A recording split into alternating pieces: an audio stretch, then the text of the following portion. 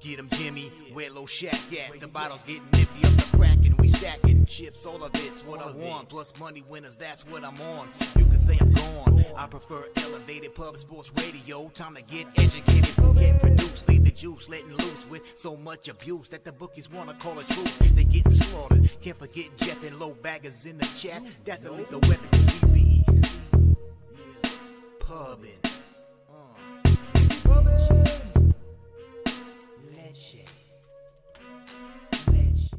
What up, cappers, gamblers, punters, hustlers, low baggers? Happy Friday, January 12th to all of you. Thank you for watching Betting with the Bag right here on Pub Sports Radio.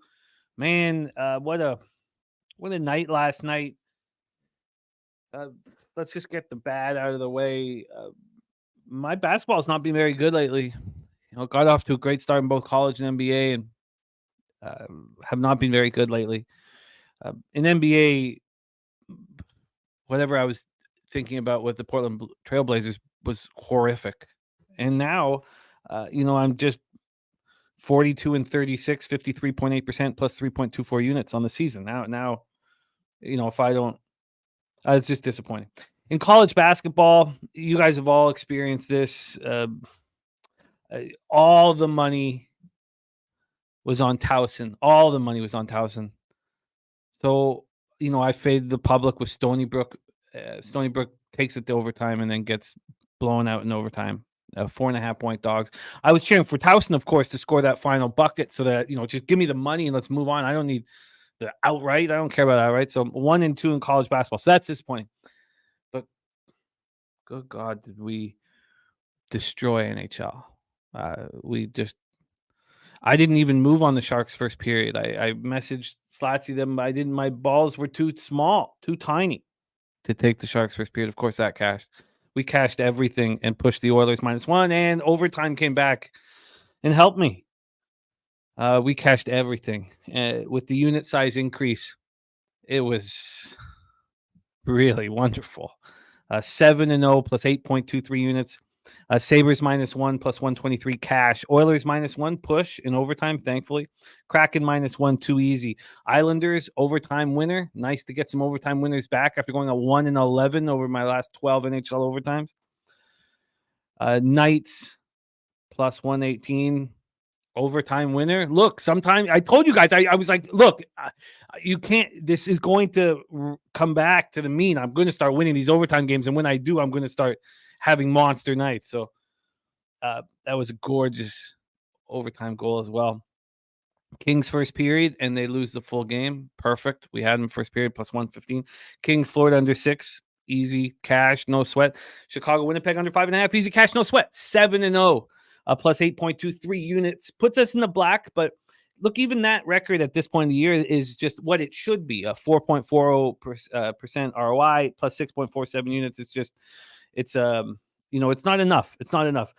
Shout out to everybody in the chat. You guys stick with me through highs and lows, and it means the world to me. And when we read an NHL card like that and all succeed, it just makes me feel very good because you guys stick with me when I struggle. And I'm very, very thankful. Shout out to our guy, Rocco Rogers, blessing our action with 2 Pub Sports Radio memberships. Michael Johnson being gifted the first one, and the second one going to Jay Smooth in the house. Man, Rocco, you're a great friend of the channel. Thank you for blessing the action. There's our guy, Matty Ice, right off the hop. Says, just want to say thank you for all the love and support yesterday. Mom is resting, but more alert and doing well. Much love to the Low Bag family. Matty Ice, yesterday was a real, what's the right word for it? I know it was, it affected me, the show yesterday, all day. So I was, it was a special show, and you trusting us and sharing with us, and then others following suit was, we have your back always and forever. And what you went through yesterday with your mom was so tough, and we love your family so much. So special. Viper MB has made moves, and one of them is on Dallas -1 at -113. which I get. I completely get, especially after Nashville, went into Dallas and beat them 5 days ago. I'm going to copy and paste all of Vipe's action. I've not moved on NHL after yesterday's monster day. Ron Crawford spreadsheet play of the day is in. The Stars, Duquesne, and the Jazz for our guy Ron Crawford. Let me copy and paste that right here. And then TJ says, just showing the confidence pool, how long did it take after signing? I think but they close at midnight. I have a flight to catch. As soon as you are paid for it, and Sean will hook you up and get you started right away. So thank you so much for entering, TJ. That means so much to us. Let's just take a look and see who we've got in the confidence pool here that we're really, really excited about. So Slaughter, Pete Loshak, Dan Kelly, Billy Friedrich, Jose Bouquet, Bobano, our star of today's show. Myself, there's TJ. My mom is in it. The Nuke Worker, Johnny Guns, Preston, Troy Torrance, Dana Delp, Arushia, who just came third and picked up over a K in our Cappers contest. Ramon Scott, Bad, Ombre, Kongs, Clips, and Big O. I love it. We need more, though. Please enter and join us in the confidence pool. But great to see those names. That means a ton to us. Justin McKelvey, stacks play today. Purdue, Fort Wayne, PFW. Team total over 78.5. Let's copy and paste that. Thank you for always sharing your action with us, Justin. Can't wait to hang out, man, in San Antonio. It's just going to be magic. There's so many Cappers I haven't met yet in person that I'm going to meet. I'm so excited. Brian Watson, ready to get to work. Serious business. Michael Johnson. Thank you, my friend. There is the Nuke Worker. Slatsy, beautiful night for Slatsy. 6-3 up 4.09 units. I love it. And he said very small NHL card tonight. How good does that Saturday card look, man? I'm just can't wait to see these lines and can't wait. That Saturday card looks juicy and it looks so juicy. I'm not going to, you guys have seen me sort of be a little too pensive after board sweepage days. So I just don't want to. God, the money felt so good, man. I just want more of it badly. And I want us all to have more of it badly. Kent Davies in the house, here in the garage. Snow day with the wife and kids. Just got done shoveling. Time for my morning Dixie cup. I love it, Kent. Jay Smooth, I love it. Grabbing the Pub Sports Radio membership. There is Swiggy, says you're set up and good to go. Reaching out via email in case you have questions. Thank you, Swiggy. You do such a great job, my man. The Swiggy is the backbone of our website and our contests and great stuff. Johnny K, there's Clint Starr, the Diehard MMA podcast. Brian Watson, ready to get to work here. Great to see all of you guys. Slotty says 7-0. Who needs big balls? No, I would have preferred to have gone 8-0. That San Jose was the right read, and I hate that it was just these Detroit Piston bets I've made in the last little while that affected me to not back the Sharks on a 12-game losing streak, but we move on. JT Eel ready to go. I love it. Kelly McKinnon says Flames -1/2 was his best call yesterday. It was a great call. Market was in your direction. It was great. It was absolutely great. And Sadi said, told you that OT was going to change, and it did. Thank God. But I knew it was too. You just got to keep your head down, keep believing in yourself. All right. Lucas Ryan ready to go. Says, what up, gents? Driving from St. Louis to Indiana for the weekend. You know what that means? Legal books. You're damn right it does. There is Billy Friedrich in the house. Great to see all you guys. Londo says, huge day in hockey. Swept the board. I love it, Londo. I love hearing that. Kongs, Clips, our guys are ready to rock. There's Big O. Big O, thank you so much for being a part of the confidence pool. You were so much fun to cap with, my friend. Eric Jones, all of you guys, huge. And there's our guy, Matty. I says, the only way I've gotten through 2 huge life events was sitting at the hospital, capping sports with all of you. While my son at 1 month old was getting a rare stomach mass removed. And my mom, Matty, you lead by example. And we're just, we just want to follow in your path and cap with you and roll with you. And we all know that if the same thing was happening to one of us, you'd be right there supporting us. So we love you, man. Just unconditionally. All right, Mikey Money in the house. Johnny K smashed the 3-4 Isles plus 1,400. It was so funny. sometimes you just, you get fortunate, but I was so confident in the Islanders and Vegas, and then they both win in overtime. So, that was just kind of fortunate. But I told you those are my favorite bets on the board. And, I was fortunate to get in there. Coin in the house, Christopher Carter. All right, everybody ready to go. Andrew G, ready to eat. Dan Kelly says, how the NFL saying there was never any consideration of moving the Bills to Cleveland. I was looking at the future radar just now, and they're going to get a lot of snow right until game time. Interested or at Orchard Park. That's wild. Oh, wow. We got a lot to talk about here. Okay, Kong Slip says, I do want to say the confidence pool is a little harder than I expected. Once you get into make your picks, should be a great time. We'll make it better. We'll make it better. This is our first time doing it, our first year doing it. Humble Money family ready to get to work. Leroy Flood in the house. Well, let's do just that. Yes, yesterday was big. There's my guy, Philly Eagle, a flyer here. And Dan Kelly says, I'm going to the Habs game on Monday night. I saw a few games at the Fabulous Forum, but I've never been to the Bell Center. I've been to the Bell Center. I mean, it's nothing like the Forum, but it's just walking up to the Bell Center in Montreal is pretty magic. All right. Look at that. Sky Dragon says 9-1 with pre-flop action yesterday. Absolutely beautiful. Great work from all of us. Now let's continue it and bring on the star of Friday shows, coming to us from Canada's Black and Yellow. He placed second in the NFL Cappers contest in our inaugural year. Came second to our guy, Peter Loshak. He won our NFL Pub Hub last season, and he is signed up to support our endeavors. He is part of our confidence pool, and we thank him for that, having our back. Please welcome from Canada's Black and Yellow, Canada's Steel Town, Hamilton, Ontario. Please welcome Mr. Ian Cameron. Bobano, how are you, my friend? Congrats on the great NHL night. That's terrific. Well done. Thank you. It's the first smash and grab of the year. For whatever reason, I've just been kind of having these middling days. Meandering along, yeah. Yeah, so it's the first smash and grab of the year, 7-0. Nice. Feels good. And 6 of those 7 bets were plus money spots, so felt good. And want to continue on, and I'm not sure if I'm able to here with this card.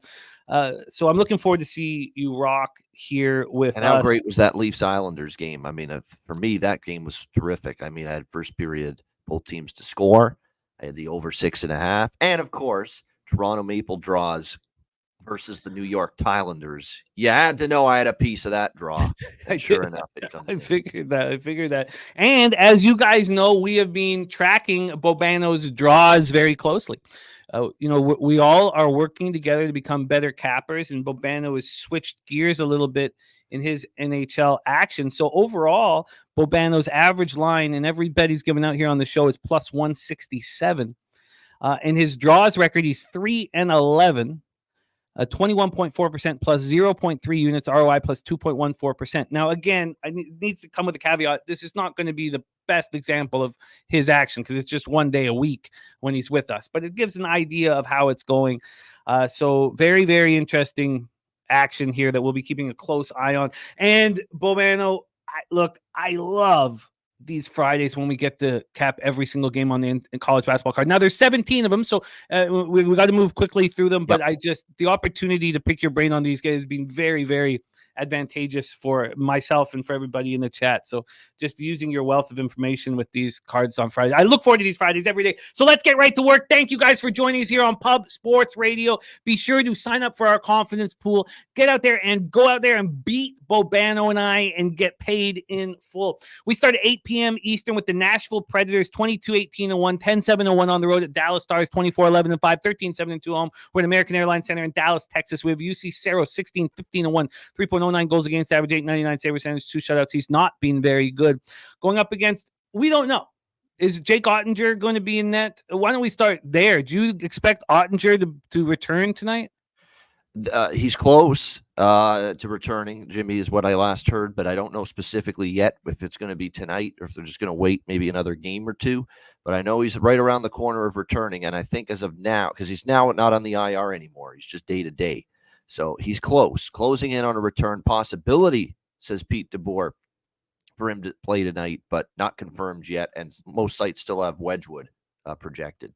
Yeah, I'm not sure. It's an important piece for the script here. A lot of love going out to our guy Nordy in Edmonton, Alberta, minus 55 today in Edmonton. And he lived in Toronto for most of his life. So it's a rude awakening there for you. So Nashville power play at 20.9%, penalty killing at 76.7%.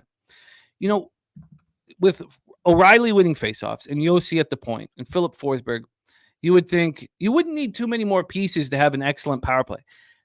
And they just don't have enough offense in this hockey team. And I'm on there over 87.5 points, and I think it's going to come down to the very final game here. I don't expect them to make the playoffs. Dallas power play at 23%, penalty killing at 85.2%. Let's get into the line history here for this one. Over at Pinnacle, we have Nashville at plus 153. I was watching this line very closely. It moved to plus 151. Jesus, I got to refresh this. This got down to plus 140 at 8 a.m.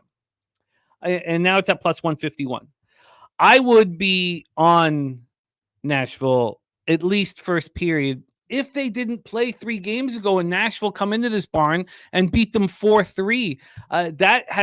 I keep coming back to that. Every time I get interested in the dog, I'm like, are you telling me that the Stars aren't going to be angry about that spot? The total is sitting here at 6.5. If I had confidence in either goaltender, I would think this would have a playoff type atmosphere. I don't. So I guess I sort of lean to the over despite this 4-cent move, which is minimal, to the under. So the Predators coming off their second loss in 3 games, 5-3 at home versus the Ducks. They must be angry about that. And they just don't have enough offensive firepower. Look, I'm a Colton Sissons fan. He's from North Vancouver. He plays hockey the right way. He's an accountable centerman. I like him. I've always liked him. But he's not a second-line center, and that's what they have him at right now. And then they bring in Denis Gurianov from Milwaukee. In his rookie year, people thought he was going to be a star. 6'3", 205 pounds. He's not showing anything. Now, he's looked pretty good in Milwaukee for the last couple weeks, but so he was immediately slotted on the second line because they have not enough offensive firepower.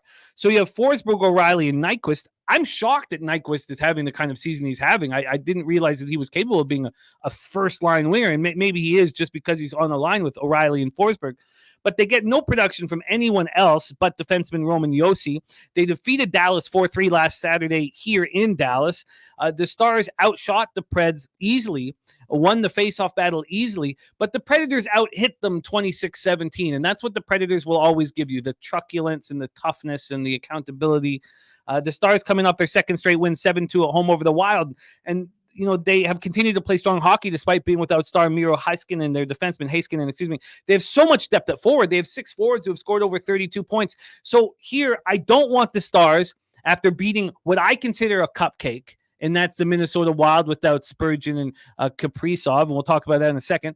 I don't want them after dummying the Wild, and I don't want the Predators after going into this barn and beating the Dallas Stars who are sitting here 13-7-2 at home. So at this point, I have nothing. Take it away for us here, Bobano, Predators, Stars. That's the great thing of this show. I mean, you have one person says I'm passing on the game, and you can have one person that has 3 bets on the game like I do here with this Nashville and Dallas game. I'm going to go with overs both in the first period and in the full game here. Now, I know Dallas's first period over streak has kind of cooled off, and maybe that's not going to get back on track tonight, because if you actually look at the last 2 Dallas and Nashville head-to-head games, they both stayed under in the first period. But I just feel tonight, you know, we're going to see something different. We've seen both teams trend to the full game over. So maybe I should just probably stick with the full game over, but I'm going to go with the first period as well. Over 1.5 minus 134 at Pinnacle for the first period over, and over 6.5 minus 102 at Pinnacle for the full game over. I mean, I just don't trust either defense right now, and I really don't love the goaltending right now from either team. And let's say Ottinger does come back from injury for the Stars tonight. He wasn't really playing great before his injury. So it's not like that's going to drastically, and he's been out for a while. So is he going to be on his game? Is he going to be sharp? I'm not so sure.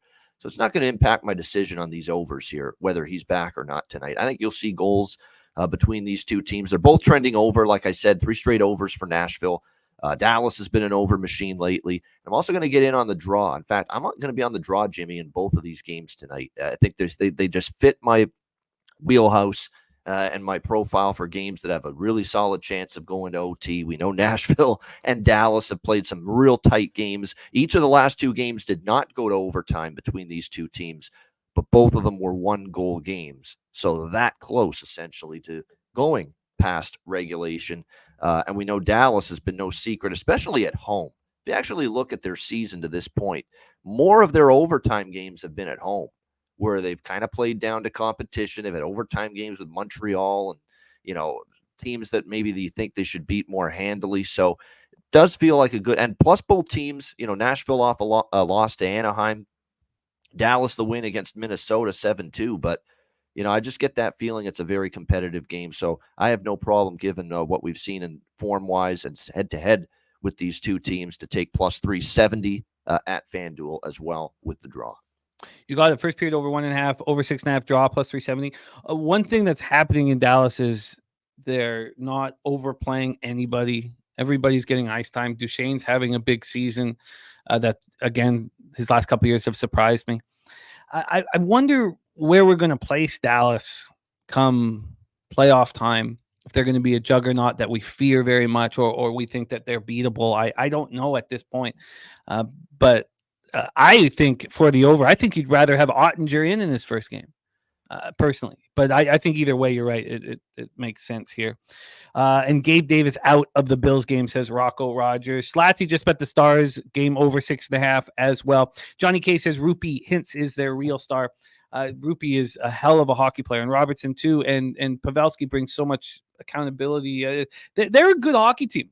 They're a really good hockey team. I just don't know how good at this point. I'm off. Bobano, first period over 1.5, over 6.5, and the draw at plus 370.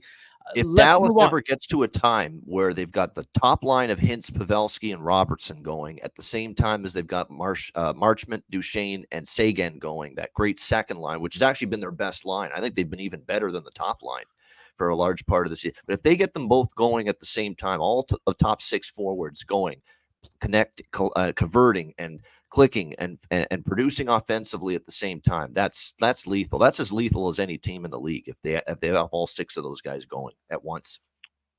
Marchment's been so good. I still can't believe Dubas traded him for nobody. I mean, what a complete idiot with no respect for toughness. To be fair to Dubas, he wasn't progressing a lot in that Leaf organization. But he was tough. Middling. But yeah, I mean, he gave up on him, and he'll punch you in the face. What do the Leafs need? They picked up Ryan Reeves, who can't skate. He can't play on the ice. You had the guy. I agree. It's a bad one. Looking back on it, it's terrible deal. I hate when these executives, these small little executives, don't have respect for size and toughness. Were you not bullied, Kyle Dubas? Were you not bullied? You just had this wonderful life where you didn't get picked on, you didn't get pushed around. You have no respect for size and toughness. Yeah. Fucking ridiculous. And it's going to cost this team huge. I hate. I got my ass kicked on the ice. I have respect for size and toughness. Let's move on. 8 p.m. Eastern, Philadelphia Flyers 21-14-6, 11-6-4 on the road at the Minnesota Wild, 17-19-4, 10-8-2 at home. Xcel Energy Center in St. Paul, Minnesota. I've got Carter Hart and Marc-Andre Fleury listed. This is a chance right now. With Gustafsson hurt, Marc-Andre Fleury has got to lead this team and have this big, and maybe he's just not capable of doing it anymore. Carter Hart, 11-7-2, 2.93 goals against average, 901 save percentage. He's not been very good of late. And now there's Marc-Andre Fleury. Philadelphia power play at 11.4%, penalty killing at 86.3%, Minnesota power play 18.7%, penalty killing at 72.8%. I don't remember ever saying that in my life, that Minnesota has a penalty kill. I mean, what are we going back to the Brian Lawton days? I mean, what do you going back to the late 80s Minnesota North Stars to find a penalty killing that bad? The total here has dropped to 5.5 over at Pinnacle. I'm loving these 5.5s. Not here necessarily, although I would lean towards it, but I loved seeing the 5.5 at a pick'em in the Jets Blackhawks game. The books are showing you which totals they're very uncomfortable with, and they're hoping that people won't try to go under the 5.5. That was a gift. The 5.5. These 5.5s. I have someone that's on my hockey show recurringly. He says whenever he sees a 5.5, he's looking to bet over because he feels 5.5s are too low. You're looking to go the other way. It sounds like. And I've been cashing in that. But I mean, we all have the ability to track their action. So if it's working, it's working. But that 5.5, I knew the Blackhawks without Bedard were just that 5.5 was a gift from the gods. And when they took the 1-0 lead, I was like, this is perfect because they're just going to go into a shell. They're going to sit on it. You look at the way they played, the Edmonton game and the Winnipeg game back to back. They're just beaten up to shit with the forward group right now. They're just looking at Katie bar the door hockey right now and just park it and get to a 2-1, 3-1, squeak it out kind of win. That's what Luke Richardson wants with them right now. Oh, I absolutely. It's just such a great setup for us as we bet them moving forward. They're going to be beautiful for unders. So here we have Slatsy's already moved on the under. I would be on this under as well if I could trust the goaltending, which I can't, but I certainly lean towards it. From a money line standpoint here, God, let me just refresh this quickly. From a money line standpoint here, I don't like either of these hockey teams. But I looked at the Flyers. I was interested in the Flyers. They opened up at plus 109. They're down at even money. I get that market move. I think they're better than Minnesota right now. This Minnesota team without Kaprizov and Jared Spurgeon, your best forward and your best defenseman and captain. They're also missing Jonas Brodin. I get all that, but I was just a little. It's just not enough for me. So the Flyers coming off their second win in 3 games, 3-2 in a shootout at home over Montreal. They outshot the Habs 39-19, but had to come back from a 2-0 first period deficit. We'll see what kind of boost they get from Jamie Drysdale, the 6th overall pick in the 2020 draft. He's from right here in Toronto. He had an assist. He played 19 minutes and 46 seconds. Only Travis Sanheim played more than him. He's definitely a very useful defenseman. I don't know. I thought his ceiling was very high and he had the potential of being very good. And I'm not is sure anymore, but he's very young, still has potential. Wild come in off being outscored 11-2 in a home with the Stars. They're getting vilified in the press, and in Minnesota, it's a hockey city. Now their basketball team's very good, but their 7-2 loss at Dallas on Wednesday was their sixth loss in 7 games. Take it away for us here, Bobano, Flyers, Wild. Yeah, he looked great in his debut. No doubt Jamie Drysdale played great. It's what they need, too. Their power play has been awful this season. And sure enough, he arrives on the scene. First game against Montreal, and they score a power play goal, and they end the drought with Jamie Drysdale getting an assist on that power play goal, which was scored by Morgan Frost. So it tells you all you need to know. He's already making an impact for the better for this Flyers team. Yeah, I could only bet the Flyers here. I agree with that. I mean, Minnesota's a beaten up mess. They're struggling mightily. There's no question about that. But when you come off that kind of loss, 7-2, you're absolutely embarrassed, absolutely annihilated like that. And actually, they were outscored 11-2 in those 2 games by Dallas. You expect a response, especially on home ice, even with the shorthanded group that the Minnesota Wild have right now. Coming off that kind of loss, you just expect them to say, you know what, that's not acceptable. We've got to bounce back. I just don't know if the effort alone is enough with what they've got missing. And they actually are getting healthier. Like, it's only Kaprizov, Brodin, and Spurgeon. Well, I shouldn't say only. Kaprizov is, we know what he is.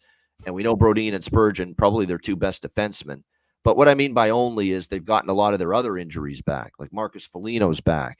Matt Zuccarello is back. Freddie Gaudreau was banged up. He's back in there. So there's a bunch of guys that have returned, especially up front for Minnesota. So they're getting healthier, but they're still not all the way back yet. I do have a small Flyer bet. I don't know if I'll make that official just because I don't feel great about it. I think Philly is the trustworthy team right now, but I just got that feel Minnesota brings it tonight. They should anyway after a 7-2 debacle the other night against Dallas. But what I am on, and I mentioned it earlier to you, it's another 2 games tonight, 2 draws for me. I think it's a very tight game, competitive game, plus 340 at FanDuel for the draw here in this game. You look at the Flyers, they have gone to overtime or a shootout, gone past regulation in 4 of their last 9 games, including the Montreal game in their last game. Minnesota's been a pretty good overtime team this season. Not so much lately because they've lost so much and they've had so many injuries. But I think tonight this is a close game because the Flyers, it's difficult for them to obtain margin against many teams. If you look at their last 2 wins, 1-goal victories against Calgary and Montreal. So they just don't pull away from you, like even when they play well and they win the game. So I think it's a game that it's very competitive. Like I say, I think the Flyers win. I like the Flyers a little bit, but I'm only going to stick with the draw here for the official play. I think it sets up well. Oh, and head-to-head between these two teams, you go back and look. We've seen 2 of the last 3 head-to-head meetings go past regulation, including last year, January of 2023 here in Minnesota. It was a 3-2 overtime win for the Minnesota Wild. So the draw fits. I like this draw even more than the first game we talked about. Plus 340 here, Flyers Wild draw. Yeah, I completely get the plan. I get it. I completely get it. I guess if I was like in Vegas tonight and wanted to have some fun and go for a big score, maybe I could definitely see myself. It's fun to take the draw in both games. Maybe even put a little tiny bit on the parlay of the 2 draws. So if you get that first draw, you could have this monster night. So I see it. And respect it, and we're tracking your draws very closely, and they've been profitable thus far. Not for me though. I'm going to. That's what I'm looking for. Like if I go 2-0, hell yeah! I mean, I'll be doing cartwheels if that happens. But give me a 1-1 split tonight, and I'm more than happy with that. Oh yeah, no doubt, no doubt. So nothing for me in NHL. Now I tell you what. We have NFL Pub Hub tomorrow at 2:30 p.m. Saturday at 2:30 p.m. It's our new, and I'm halfway through the records. A huge change in the records in the top 5, but I will have my NHL action for tomorrow. Bet by 6:00 or so tonight. There's a huge juicy card. So after that spectacular day yesterday, all 32 are in action tomorrow. 16 games, all 32 teams. Oh, and some of the matchups are just so ripe. So that's what I'm going to be working on that card. As soon as this show is over, I'm going to get my action in and I'll tweet it all out and we'll get paid there. So I am off. Billy Friedrich says, why is the Wild team total set at 3.5? It's heavily juiced to the under, but still, it's because of why Bobano won't give Philly out as an official pick here on the show. This team just got absolutely embarrassed. And yes, if you look at their roster right now, you're like, well, who's going to change things? But they're as a group, and especially with the toughest guy on your Marcus Foligno. I can't say they don't have toughness, because I would like the Canucks to pick up Marcus Foligno if they can't get Tom Wilson, but your toughest guy is your general manager, so you better be fucking ready to go tonight, or he's gonna lose his shit. Angry Bill Guerin, a happy Bill Guerin will still punch you in the face. Yeah. Okay. Let's move on to college basketball. Bobano has locked in NHL. First period over 1.5 in Nashville, Dallas over 6.5 and the draw. And then he's on the draw again in Philadelphia, Minnesota. There's my guy BT in the house. Well, I love this. I love this. I love having every single game available for us to cap and for us to pick Bobano's brain with these small schools. And there's some Big Ten and Big East action, right? We got some Big East action later on. Oh, no, just Big Ten. Big East, because we got Villanova. But this has been very profitable for me. So let's get to work. Bobano. We start at 3 p.m. Eastern. We have the Cleveland State Vikings. This is the perfect afternoon action spot for all of us. Those of you on the West Coast get to pop off at 12. For us out here, we get 3 p.m. action. This gets us into the weekend. This game right here. Now, I don't want to be force myself to move on it, but let's see what we can find. Cleveland State Vikings 11-6, 4-2 in the horizon. Milwaukee Panthers 8-8, 3-2 in the horizon. And there we go. The Taint play of the day is in from Matty Ice. Taint is in. Cleveland State plus 3.5. We have arrived at sweet Taint right off the hop. This helps. This bodes well for us having action here on this afternoon spot. Shout out to Matty Ice.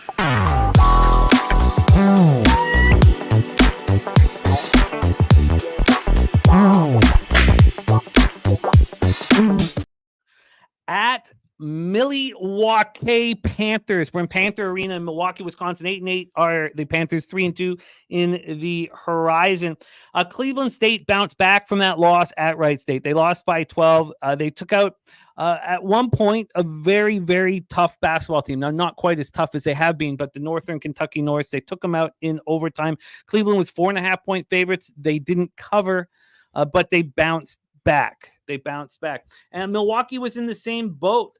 And this was a mistake by me. They had lost badly. Not badly. They played horrible defensively. They let Oakland put up 100 points on them.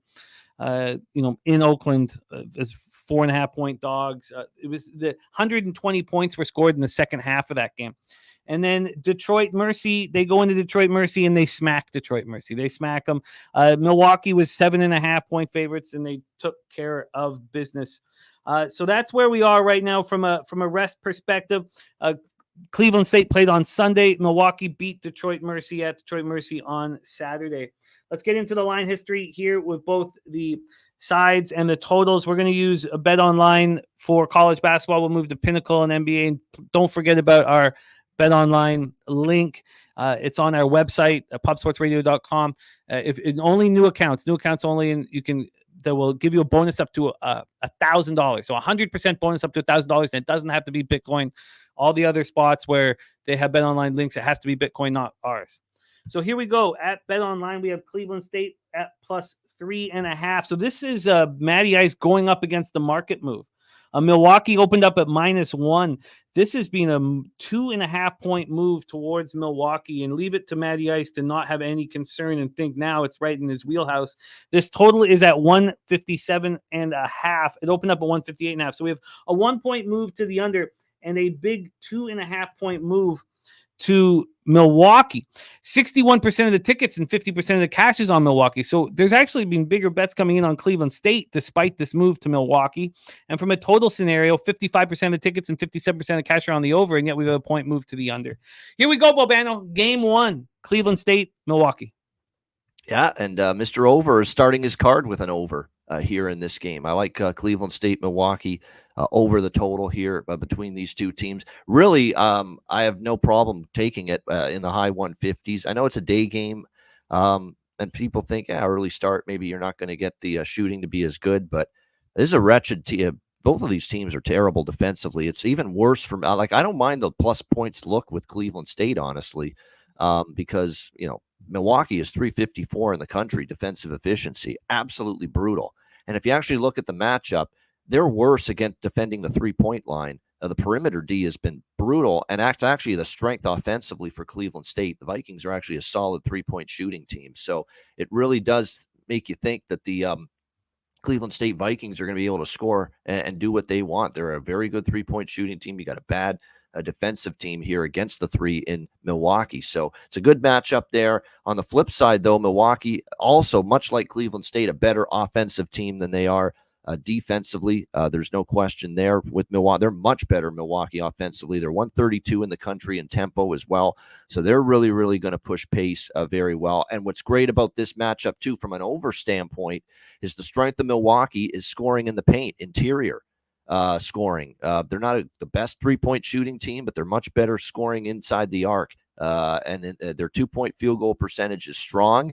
And it's where Cleveland State is much weaker defensively, defending inside the arc with their 2-point percentage defense in the 300s, ranked in the 300s in the country. So you've got offensive advantages both sides. You got Milwaukee's good 3-point shooting against the weaker Cleveland State 3-point D.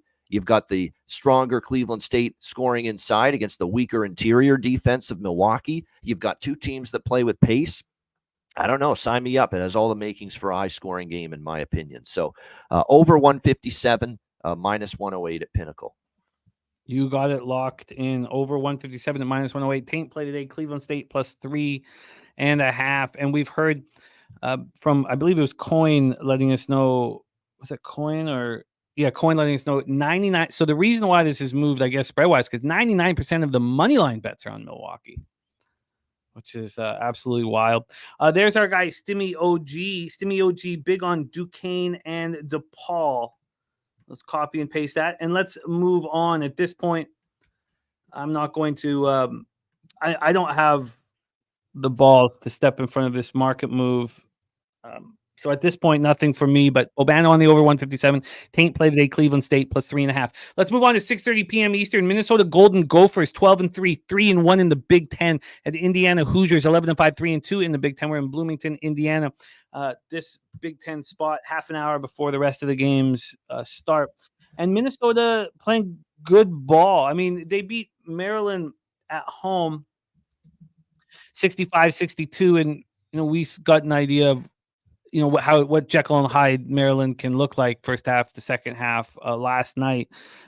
Maryland shot 38% from the field and 33.3% from three and turned the ball over 17 times. I mean, it's really hard to trust Maryland.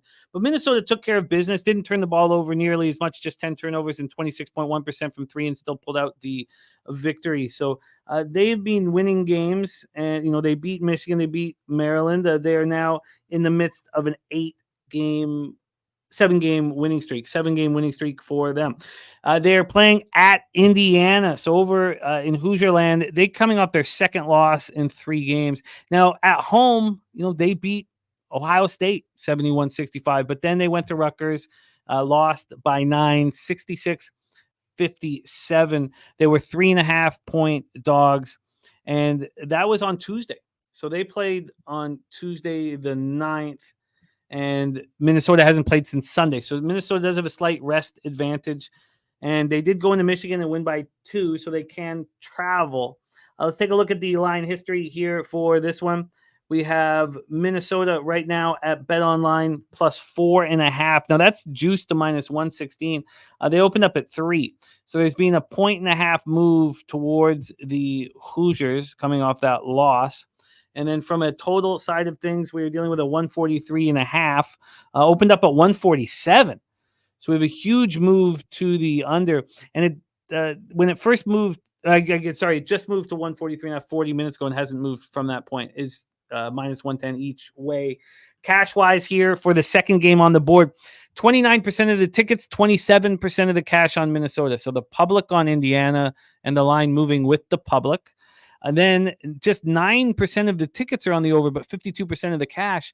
I wonder if some cappers thought that this had hit too low of a point and made a big bet on the over, and the markets have yet to, validate that thought process at this point. There's our guy, UPK Ayash Yala in the house. It's great to see you, man. Happy New Year. We haven't seen you since the New Year started. Great to see you. Take it away for us here. Game 2 of a 17-game college slate, Minnesota, Indiana, Bobano.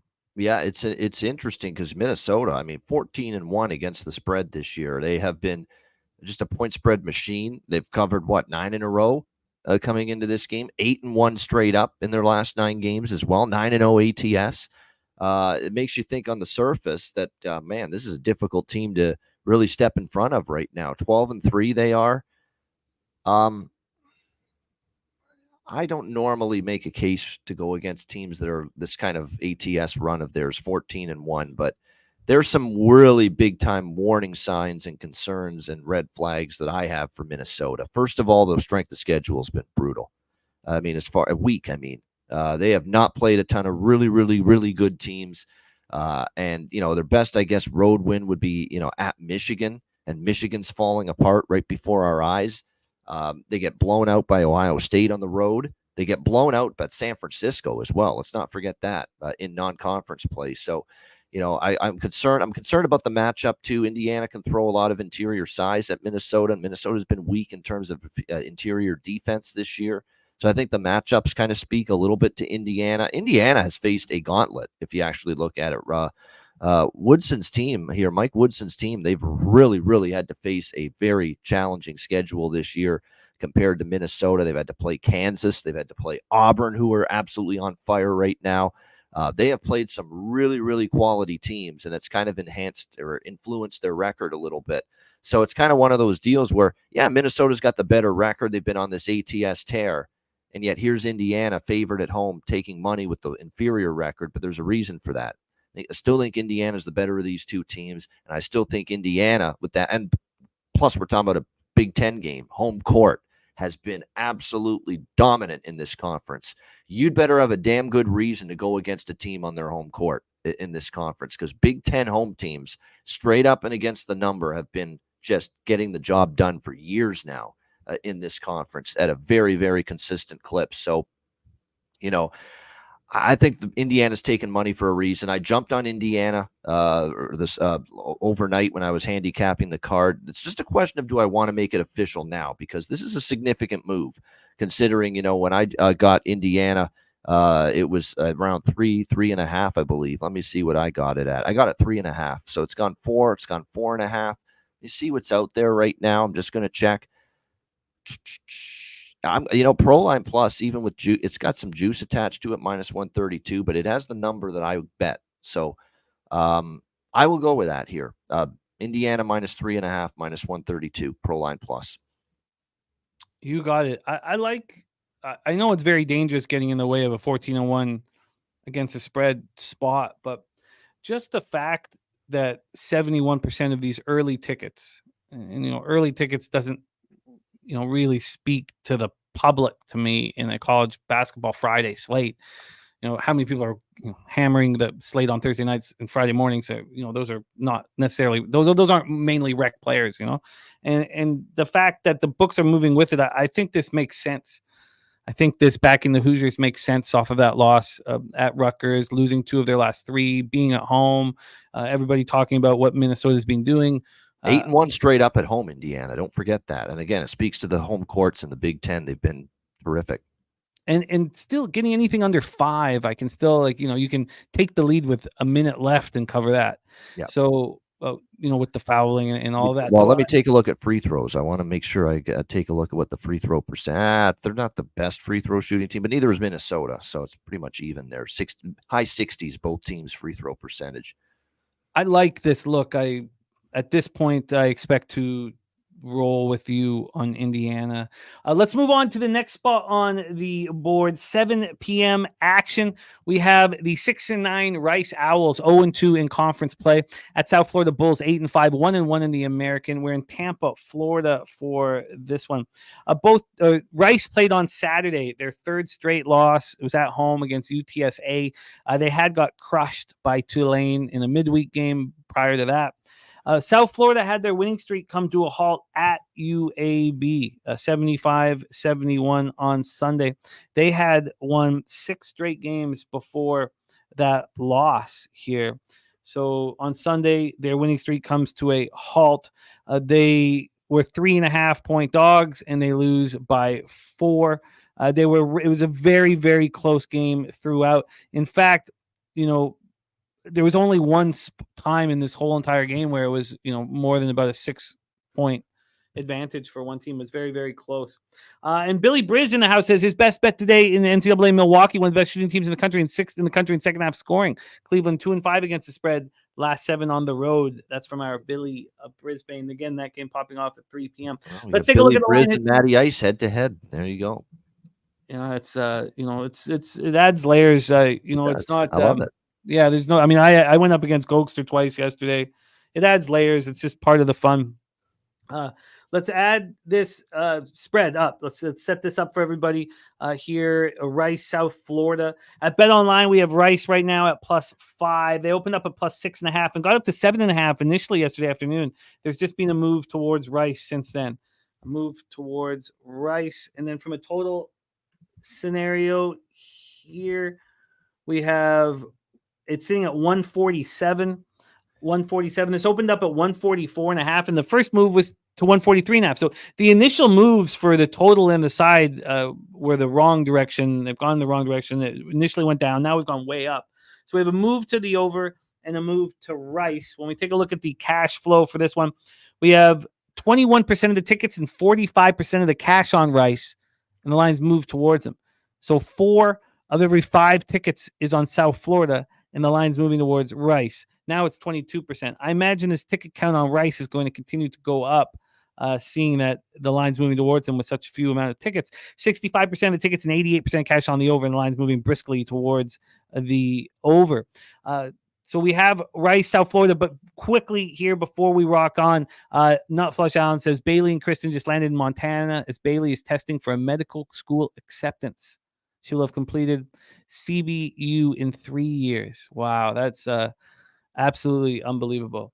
And that's the eldest in the family, Bailey. So all the other kids will, follow her example and follow her lead. What a great job you and Kristen have done. Congratulations. How exciting is that? in Montana, testing for a medical school acceptance. Amazing Congratulations. stuff. Yep. Not for us. That's incredible. Great. Congratulations, Bailey. We love you. Keep leading by That should be example. the first family of Pub Sports Radio. Seriously, Kristen and not Flush, Alan, Mike. Yeah. They're amazing. They're amazing. Take it away for us here. Rice Owls, South Florida Bulls. Yeah, let me just see where this number is. Yeah, it's gone up a little, but I agree. I like over. I don't trust either of these teams at the defensive end of the court. USF plays extremely fast. Rice used to play extremely fast, but they've actually slowed the tempo down a bit, but they're still a pretty wretched defensive team. So lack of pace can be made up for by not playing great defense. And we've seen that in their last 3 losses, 84, 84, 89. They allowed to ULL, Tulane, and UTSA in their last 3 games. 2 of those games go over the total. Not a good defensive team at all, this Rice Owls squad. I think you've got advantages here as well, as far as offense goes in this game. You look at Rice, South Florida, they're a little bit better defending the perimeter. Rice can't shoot all that well from the perimeter, so it's no big deal. South Florida's worse at defending 2-point percentage shots, and Rice is much, much better scoring inside. So Rice should score against the weaker part of USF's defense. And on the flip side, I think you look at South Florida here against a Rice team that's pretty porous, really defensively, inside, outside as well, but especially 3-point percentage. And, South Florida does hit a respectable 33.1% as a team from 3-point range, 188 in the country. So pretty solid. Their 2-point, 3-point offensive numbers are pretty close. They're not really dominant in one area more than the other. So there should be enough offense here. There's certainly suspect defense, and certainly you're going to see pace, especially from USF. And USF's the home team, and oftentimes you see the home team dictate tempo. So I like the over here with Rice and USF, over 145.5 minus 132 at ProLine Plus. To get the better number, we'll lay a little more juice. Do you agree with this move towards Rice here? 3 straight losses. They got crushed in their last road game. They have 1 on the road this year. South Florida they travel to Memphis next. I mean, is it a possible look ahead spot for that game on Thursday in Memphis? They have to travel. Do you agree with this move towards Rice? It's tough because they're not in good form. They're 0-3 straight up, 0-3 against the spread. I'm looking at their track record as road underdogs. Tulane, they get blasted. Houston, they get annihilated. Cal Irvine blows them out. So we've seen them as road underdogs 3 straight games, and they've been blown out by double digits, in all 3 games. And that's not the kind of confidence I'm looking for in a team just getting 5.5 in this game. I do agree.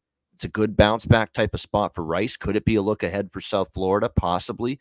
I just don't like Rice's form enough in the road dog role. They've been annihilated in all their recent road underdog spots. So that's going to keep me off. I have some interest in Rice. So we will revisit it. But right now, asterisks beside Rice. Let's move on to the next spot on the board. And our guy, Stimmy OG, leading us into it. Stimmy OG is big on Duquesne money line. And when he says that, we're talking big boy bets. Duquesne right now, 0-2 to start off their A10 season. This is early season must win against the high, I don't want to have the pun in there, but the Dayton Flyers, 12-2, who are undefeated in conference play. Let's roll into this one. We have probably a better idea going to the money line. We're sitting here at +1. So why don't we go into the money line and see if there's been any movement that we can verify a little easier on the money line. Over at Bet Online, Dayton sitting here at +103. That's exactly where they opened. Now, there was a move towards Dayton. There was a move. It's come back. They were -107 about an hour and 45 minutes ago at Bet Online. So it's come back. It's right where it started at +103. Let's get into the total here for this one. From a total perspective, we're sitting here at 137. 137. This opened up at 138.5, and it got down to one. Excuse me, it's back up. Sorry, it moved back up 10 minutes ago to 138. I should refresh this. So it's at 138 right now. So it's been a half-point move towards the under. Let's get into the cash flow for this spot here. We have. Sorry, take me a second here. Come on, show me. There we go. 88% of the tickets and 84% of the cash is on Dayton. That's a lot. Now that's on the spread. That's on the spread, and that's important to note because you'd be like, so why is this line not moving? The line's not moving because 32% of the tickets and 73% of the cash is on Duquesne money line. So that's where you see the sharp action with Stimmy on Duquesne money line. 84% of the tickets, but just 65% of the cash on the over. We've seen it drop a little bit. We have Dayton played on Sunday. Dayton in the middle of a big winning streak where Duquesne, lose at UMass, 80-61, and then they lose at Loyola. Loyola shot 50% from the field. Duquesne wasn't shooting well over at the Gentile Arena. That was basically a pick'em, and Loyola took care of business. So we have an early season must-win spot for the Dukes, who won. They've lost 3 straight against Div 1 competition. So this is an absolute must-win early for them. And then we have this Dayton squad in the midst of a 9-game winning streak. Wow, this is wild. Take it away for us here. Dayton, Duquesne, Bobano.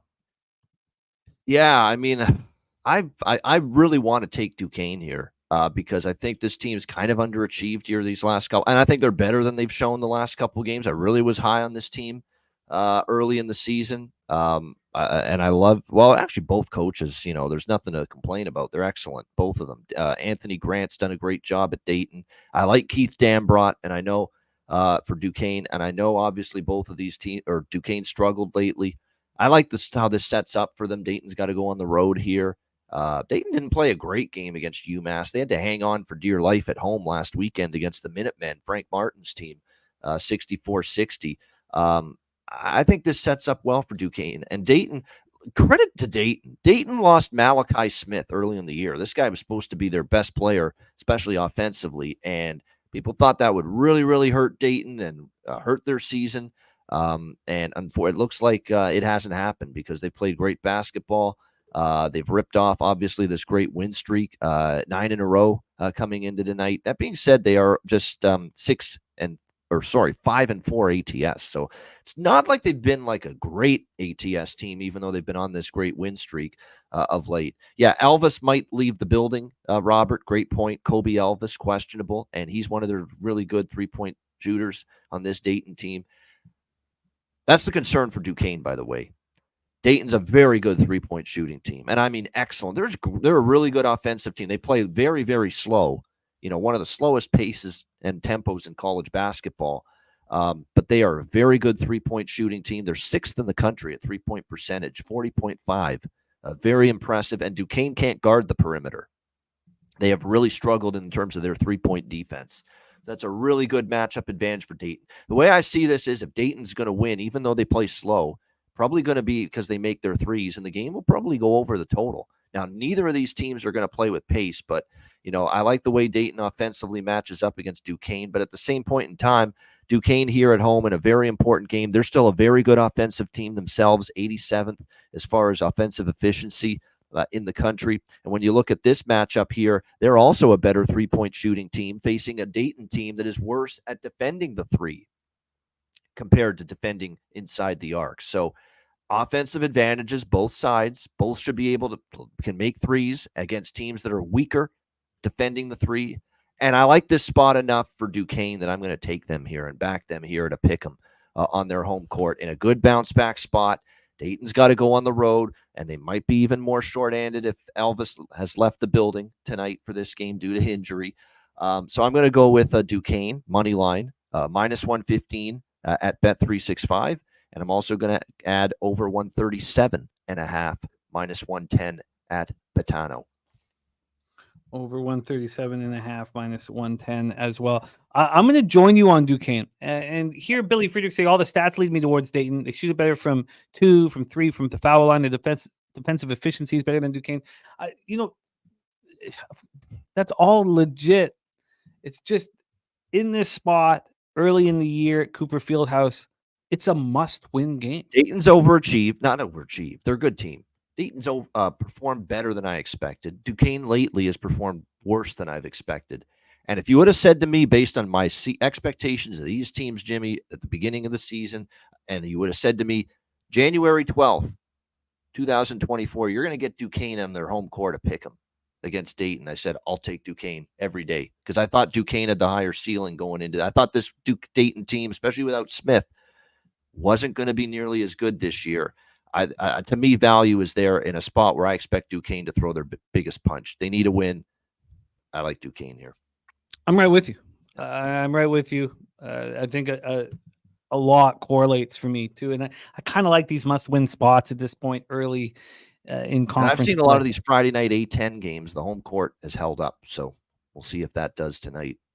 I like it. My card is forming here, and that's brings me a lot of excitement for this evening. So let's roll on. Next up for us, 7 p.m. Eastern. Keep in mind, one last thing. I bet UMass plus the points last weekend against Dayton. They were getting a big number, like 8.5, 9. They covered the number, and I cashed. So maybe it's a bias because, hey, I went to the window and cashed against Dayton last week. Let's try it again tonight. But I will try it again tonight. I like how it sets up. My guy for show 94 says, wait a minute, Dayton needs this win. So I guess, it depends how you look at it. Dayton's won 9 straight. Do they need to win as much as a team that's lost 3 straight? I mean, there's different ways of looking at it, and that's what makes capping so much fun. But I'm going to roll with Bobano on Duquesne. 7 p.m. Eastern, Manhattan Jaspers 4-9, 1-3 in the Metro Atlantic. We head over to Lawrenceville, New Jersey for Metro Atlantic action in the Rider Bronx. Rider Bronx 4-11, 1-3 in the Metro Atlantic. Let's take a look at the line history here for this one. From a spread I'm on money line. Let me just move over to point spread. I thought that was very telling with the market move, trying to understand why it's not moving on the spread. Well, because all the money line action is on Duquesne. So I think that was also enlightening for me. Here we go, though. Manhattan, 9.5 point dogs. Open up is 8.5. They open up yesterday, 12:09 p.m. at BetOnline, 8.5 point dogs. And the first move comes 5 hours and 15 minutes later. And it's a full 1.5 move towards Rider. Rider goes from 8.5 to 10. Now, there's been a little bit of bounce or buyback, but not much. We've still had a full 1 point move towards the Bronx. From a total scenario, we're dealing with a 142.5. This opened up at 140.5 and got up to 143 at 5 in the morning, being a half point of buyback, but still a 2 point move towards the over. Take a look at the cash flow, and we don't have a ton of information. 1,400 tickets in. We do know that 70% of the tickets and 99% of the cash is on the over. We also know that 87% of the tickets are on Rider, but we don't have cash flow information. Now, we know that first move, 1.5 points, was pretty big. So let's take a look at the rest situation here for Manhattan and Rider. Rider got out of that 3-game losing streak. They beat Canisius 79-76 in overtime on Sunday. They lost at Quinnipiac 88-84 the last time we did a show here on Friday. We have Manhattan was faded by Bobano and many of you with Niagara last Friday. That was a winner for you guys. That one really bothered me. Why I thought maybe the line had moved too far. It correlated, and I didn't roll with you guys in that one. That's sat with me for a week. But we have this Manhattan team in the throes of a 6-game losing streak. So they have a couple home spots after this, but they're not looking good. Take it away for us here. We have Rider at home against the Jaspers. Yeah, I mean, I don't care what the scenario. And look, Manhattan's been garbage lately. I don't deny that. 3 straight, double-digit losses for Manhattan. And Manhattan, if they lose by doubles tonight, they're not cashing a ticket for you.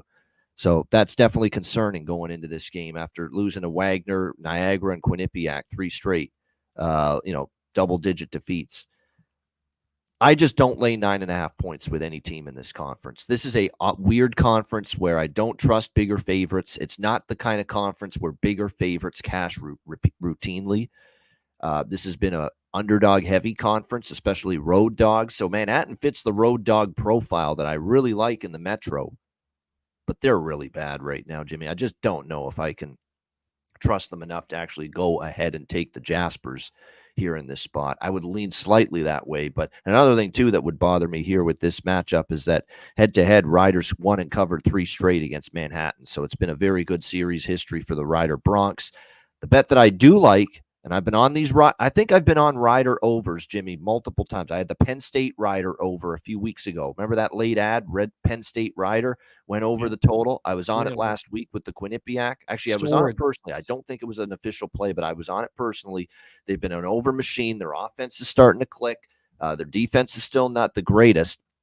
And I think you're going to see more of that here tonight in this matchup here with Manhattan. And Manhattan's not a defense I trust at all, especially with what we've seen of late. So that's the play. That's the move for me. The total here, over 142.5, minus 110 at Bet Rivers. Over 142.5 at minus 110. And that correlates with our guy, Joseph Thompson. Joe T, whose database is putting out some great, his model, I should say, is putting out some really excellent. His ROI is out of control right now. It's huge. 6 straight overs for Ryder. Yeah, coming into tonight. And he is on that over as well. So we have Bobano and Joe T both on the over 142.5. Thank you for verifying that, Joe T. If you ever see me not talk about your play, I have missed it. Chosen One says thoughts about Marist. We're gonna hit every Quinnipiac. game. You're in business, Chosen One. Look at that. You've come to the right show. Let me see another show that's going to cap all 17 of these bad boys. 7 p.m. Eastern next up for us. The Quinnipiac Bobcats, 11-4, 3-1 in the Metro Atlantic at Marist Red Foxes. We're in Poughkeepsie, New York, in McCann Arena there. Billy Friedrich says Marist easy. Let's take a look at the situation here in front of us. We have these Bobcats on the road. The Bobcats are playing good basketball. They've won 4 of their last 5. We talked about them in their last game against Quinnipiac Rider, which flew over the total. Those were back-to-back home games. On Sunday, they destroyed the Jaspers and destroyed them by 17. So they've won 4 of their last 5, and that loss at Florida, excusable. That's an excusable loss. On the other side, Marist has lost 3 straight. They lose at Notre Dame by 4. No harm in that. They lose by 7 at home against Lehigh Valley. And then they come off getting destroyed at Fairfield. And I mean, lit up and smoked 82-61 at Fairfield. Fairfield was only 1.5-point favorites in this one. But, man, Caleb Fields did anything he wanted, and they took care of business. Let's get into the line history here for this one. Quinnipiac, Marist. This is the spot that Chosen One wanted to talk about. We're down to a 1-point dog situation here. So Marist has gone from -2 to -1 to -1. 1-point favorites here. So a 1-point move towards these Bobcats. From a total scenario, we have it sitting at 139.5. Opened up at 137.5. So we've gone up 2 points. And then cash flow wise for this Quinny spot, it's confusing. 43% of the tickets and 89% of the cash is on Marist. We've seen this line move a point towards Quinnipiac. Not only that, but to add to the confusion of this move towards Marist, 48% of the tickets and 99% of the cash is on Marist money line. We've already heard from Billy Briz, right? It was Brizzy. I thought said, it's Billy Friedrich. My bad. Billy Friedrich saying Marist easy. So why is the line moving towards Quinnipiac? 33% of tickets, 61% cash on the over. So we have the public on the under, the line moving towards the over with the bigger bets on the over. Take it away for us. We're back in the Metro Atlantic. Quinnipiac, Marist, Bobano. Yeah, this one is, I think Quinnipiac's probably I think they're the better team, and they're playing well. They've won 4 of their last 5. Their last 2 in conference play, Rider and Manhattan, but those were both at home. See how they fare here on the road. They did beat Niagara, in a conference road game in December, but they did get blown out by Canisius in another conference road game. So we'll see how they fare.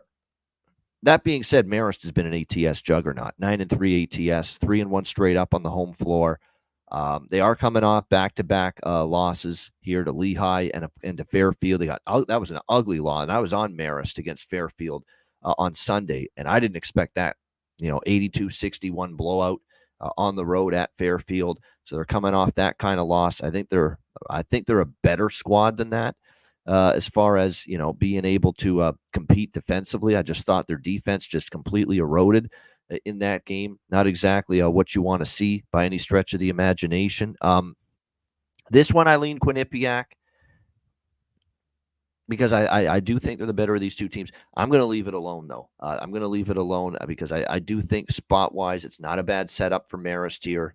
And I think they're a lot better than they showed against Fairfield in their last game. The one concern, too, and why I lean Quinnipiac, too, not only a better team, in my opinion, but they've also done very well here at Marist the last couple of years. They played well on this court. You go back and look at Marist last year, 88-76 win. 2 years ago, 77-52. So double-digit wins for Quinny each of the last 2 years here at Marist. So I respect Marist a lot, though, and enough to say, I lean Quinnipiac, but I'm passing.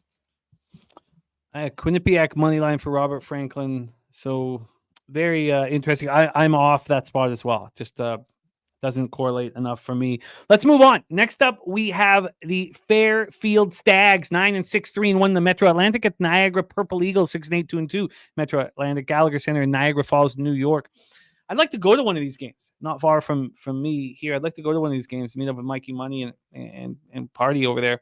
So you had a great read, and a lot of you guys did as well. But Bobano gave out Niagara last Friday, and that was a smash and grab, 14-point victory. You had them on the money line -140, and there was a no sweater. Here they are at home, and they're coming off. So they smack Manhattan on Friday, and then on Sunday they go into Iona and take care of business there, 75-73, as 9.5-point dogs. And they shot 47.1% from three in that game. The reason why it was so close is because they turned the ball over 20 times. Iona had a plus 13 on the turnover meter, 7 turnovers for Iona, 20 for Niagara, but they didn't give it away. And this was so they've won 3 straight games on the road. We talked about this on yesterday's show when I was talking about UT Arlington. I was like, how can we believe any of these numbers for UT Arlington if they haven't played at home since November 29th? And so I moved on UT Arlington. They were up 20, within 15 minutes. And here we have a team that hasn't played at home since December 16th when they beat NJIT. Now they've lost at home. They lost in overtime to Quinnipiac. They lost at home to St. Peter's. They lost to Bucknell. But we haven't seen them at home here in a while. So 3-game winning streak on the road, and now they head home. For Fairfield just winning and winning and winning right now. This team is rolling. These guys are winners of 8 straight. They come off that destruction of Marist. That came on the heels of destroying Siena at Siena. I mean, they've been winning games by margin. I mean, it was just Lemoyne was the only team that has come close to them recently. So both teams played on Friday and then again on Sunday, and both teams won both of those games.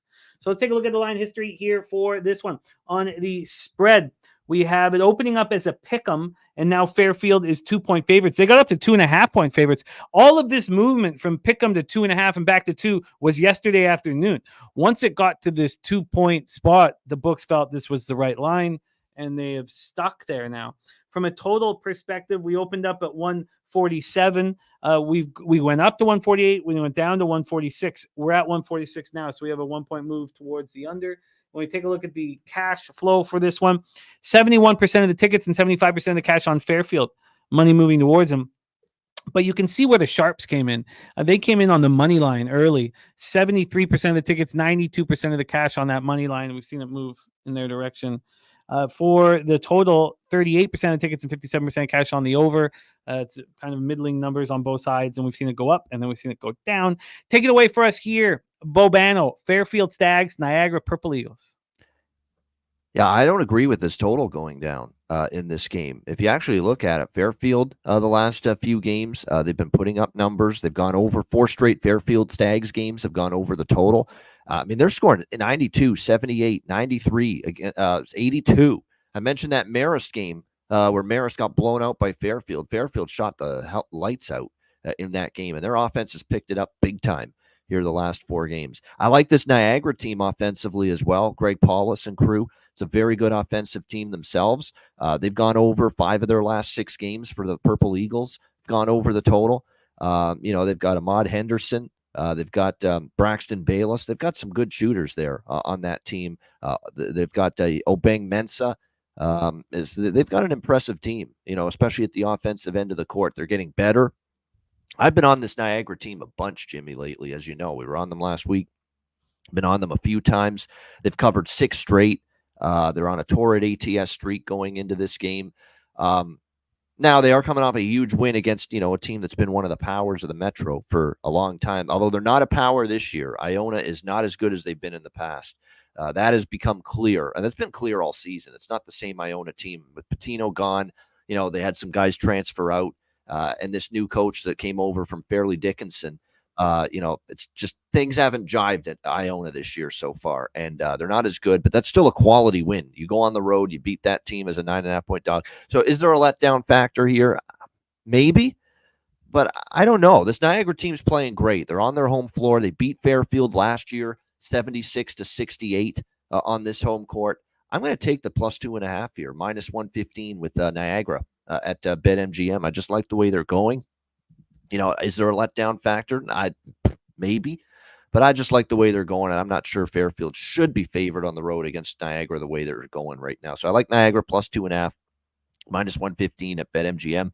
I'm also going to add the over. I think the total is, when you look at it too with this over, why I like it, this is the time of the year where you've got to start splicing out the conference stats, conference only. Like if you're looking at full season stats, sometimes it's going to lead you down a wayward path.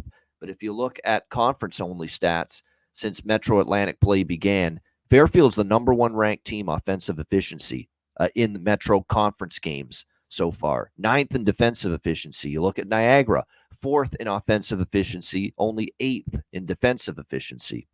So both of these teams have been better offensively in conference play, in conference games. As far as pace is concerned, Fairfield plays fast, top 100 tempo team. Niagara a little more deliberate, but they're not a snail. And they're a better offensive team, Niagara, than they are defensively. So I like this total up and over. And we've Billy Friedrich found it over 146 at -103.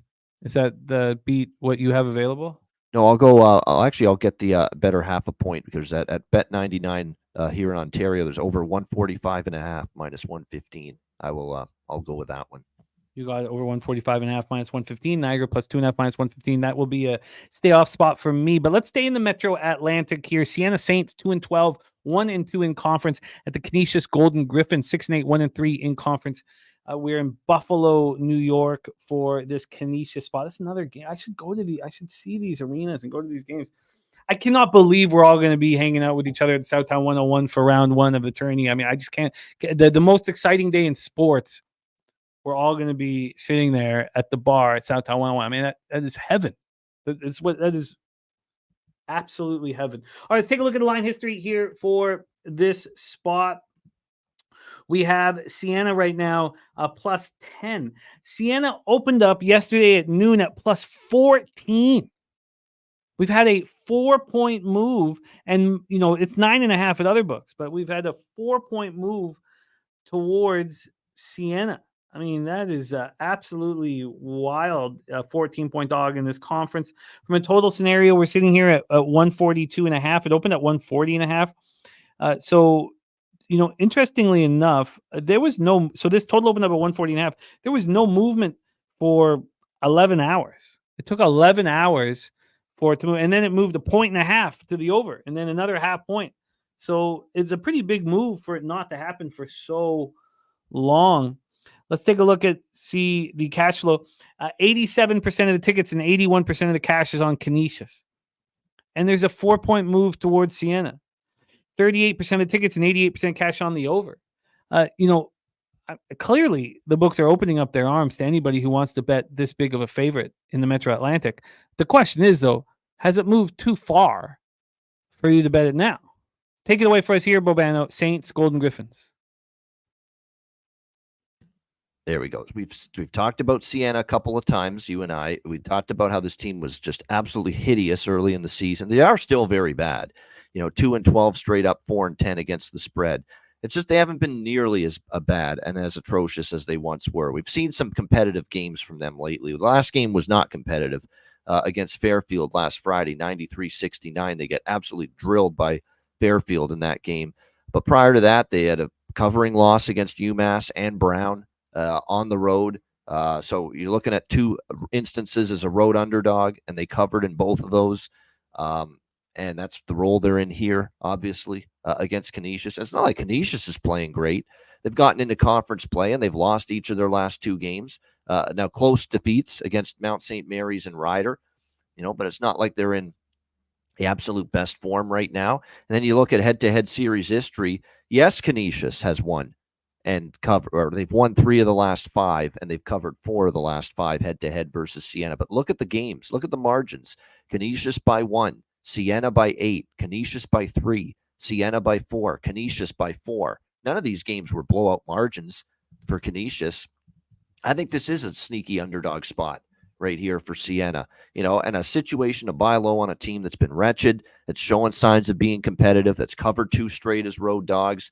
And when you look at the Canisius stats and you dig into them more, you see a Canisius Golden Griffin squad that, in my opinion, the defensive end of the basketball court, there's still not a lot of trust that I have in them. They're a middling defensive team. Now, it does concern me that they might be able to shoot the ball big time from 3, because Siena's an atrocious perimeter D. Canisius' offensive strength is 3-point shooting. That is a matchup concern for Siena and a big matchup advantage for Canisius. That being said, again, we go to the conference numbers, and that's what I'm going to take a look at here with those.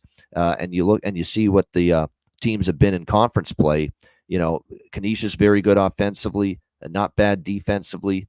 Siena, it's not going to look like it's a huge improvement, but they were awful in so many categories, offensively and defensively. There's been some slight improvements from them. Not a ton, but slight improvements. And that's what you're looking for, slight improvements for someone that, has been just absolutely wretched for much of the season. So it's ugly. It's not a very good team, but, Canisius in this price range, not a lot of trust that I have in them. You go back and look, the last time they were laying points as home favorites in this conference, 5.5 to St. Peter's in December, they lost outright.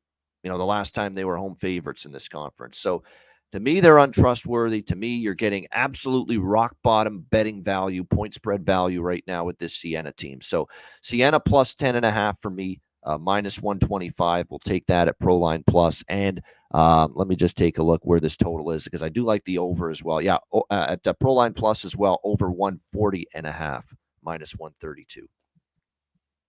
You are locked in. So I did check this, because we saw it open up at 14 at Bet Online. They get out first. So what did Pinnacle open it up? They even opened up at 12.5. Now they've moved it to 9.5. So I can understand you still getting double digits here, but at this point, I'm going to stay off. If they were to lose by, if I was to get a 9.5, they would lose by 10. I'd be really angry at myself. Lose it. Yeah, I know. I get it. Yeah. But it's moved a lot. It's clearly not me that, not just me that thinks this way. Yeah. No, I feel you. I'm going to have to stay off of this spot. There is our guy, Millsy, MMA Locker Room. We have new interviews on our homepage right now where Millsy is interviewing the top fighters, and he does such a great job. So UFC this Saturday, MMA is back. So check out our live stream for the fight night. It's always cracking, man. It's money in the bank. So shout out to our guy Millsy. And also Millsy came on and gave out winners on NFL Pop-Up. We'd love to have you back, Millsy. We're switching to Saturdays, so let me know if those days will ever work for you throughout the playoffs. But let's move on. We head to the MAC, 7 p.m. Eastern. Buffalo Bulls, 2-13, 1-2 in conference. At Akron Zips, 11-4, 3-0 in conference. James A. Rhodes Arena in Akron, Ohio. Let's get right into the rest and situation here. Buffalo did get a win, at Central Michigan to start off 2024, but got right back to their losing ways at home. Lost to Western Michigan by 5, and then got beat up by Miami of Ohio on Tuesday, 86-65, losing by 21 points. They were 1.5-point favorites. They allowed Miami of Ohio to shoot 65.5% from the field. Miami of Ohio only turned the ball over 7 times. I mean, it was just completely outclassed, these Buffalo Bulls. And it was a tight game until the second half when Miami of Ohio went off for 48 points. Buffalo only answered with 29. A heartless performance by Buffalo. So those are the last two games. Last one was on Tuesday. Now, Akron also played. They've won 3 straight. They're coming off an 80-76 victory at Ball State. And it was, impressive. They were 7.5-point favorites. They didn't cover, but, they took care of business on the road. They only turned the ball over 5 times. Clean basketball, clean road basketball, and got the win, but didn't cover. Let's take a look at the line history here then for this Bulls spot. We have the Bulls sitting here right now as the second biggest dog on the board. The only bigger dog on the board is Depaul. We just talked about Siena as a big dog. Here we've got these Buffalo Bills plus 16 at minus 110. This opened up plus 17.5, got up to plus 18.5, and then there's been buyback. So there has been a 1.5 move towards the Bulls. A 1.5 move towards the Bulls. Let's take a look at the total here in this one, sitting at 142.5, slightly juiced to the over. This opened up at 141, quickly got up to 143 yesterday afternoon. But right now, and it got up to 143.5 at one point this morning even. But right now it's 142.5, still a 1.5 move to the over. So we have a move to the Bulls, the move to the over. Oh, wow. Are they moving it due to snow, Perky? That would be the first. That Cleveland State game is supposed to be 3 p.m. Eastern. It was, it is. No, they moved it up to the afternoon because of snow. Yeah, because it was supposed to be a night game initially. Yeah, and it's because they want to get it in before the storm arrives. Speaking of storm, there's a storm of Siena money coming in right now. That's down to 8.5 now. Siena. Jesus, wow, goodness gracious, wow.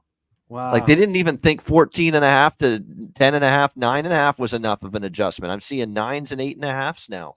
Wow, that is absolutely wild. Well, here we've got a 1.5 move to a huge dog. 58% of tickets and 49% of the cash is on this huge dog. 75% of tickets, 73% cash on the over. Take it away for us here, Bobano. Bulls, Zips, in Akron.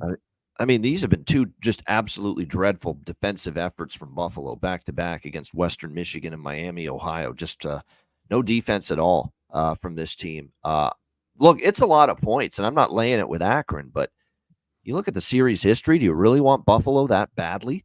Last year, 3 meetings, Buffalo and Akron. Akron wins by 17. Akron wins by 20. Akron wins by 24. Do you really want to even consider Buffalo all these? I mean, it's a lot of points, but Akron just drilled this team. And to me, they're even worse this year than they are last year. We know Jim Weitzel era wasn't good. But George Halkovich, man, this new coach for Buffalo, you're starting to wonder if he's the right hire for the job because been absolutely atrocious here. This team, 2-13 straight up on the year. It's been a dreadful season for the Bulls. Akron's, as usual, a very good MAC team. They always are. They're always one of the better teams in this conference. They're playing pretty good basketball coming into this game. Double-digit blowout wins against Bowling Green and Northern Illinois. Now, they did just struggle to get by Ball State earlier this week, 80-76. They were 7-point road favorites in that game, and they just barely got the point spread cover in that one. I don't trust, in particular, either of these. I don't want to lay this many with Akron, and I'm damn sure not taking Buffalo when they've been absolutely crushed by this team in 3 meetings. One common denominator with the 3 meetings last year has me, which is why I'm on the over in this game, Jimmy. I think the total's light. It's too light. All 3 meetings last year with Buffalo and Akron cleared this number. 145, 152, and 178 were the total points scored in the 3 head-to-head meetings last year between the Bulls and the Zips. So to me, this total at the 142.5 level looks a bit low. So over 142.5 minus 110, bet 365. That's what I got in this game. Locked in. Bulls, Zips. We have cappers on either side of the fence here. Robert Franklin on Akron, Billy Friedrich on Buffalo plus 16.5. Our guy BJ in the house. He's dropped his best bet off for us. Nuggets minus 6. We will discuss that game heavy. And thank you for sharing that with us, BJ, my man. Let's move on. We head back to the horizon. 7 p.m. Eastern. Purdue, Fort Wayne, Mastodons. 13-4. 4-2 in conference. At the Robert Morris, Colonials 5-12, just 1-5 in conference. We're in Moon Township, Pennsylvania for this one. PFW back-to-back losses here. Youngstown State, they lost on Wednesday. Both teams just played on Wednesday. Purdue Fort Wayne continuing this road trip. So they lose their second straight game at Youngstown State. They lose as 3.5-point dogs. They don't cover, and they fell apart and then came back late, but they were down 61-34 before they made a late comeback. They only turned the ball over 6 times, but their shooting left them, and then they caught fire. They did get out rebounded 46-30 as well by the Penguins.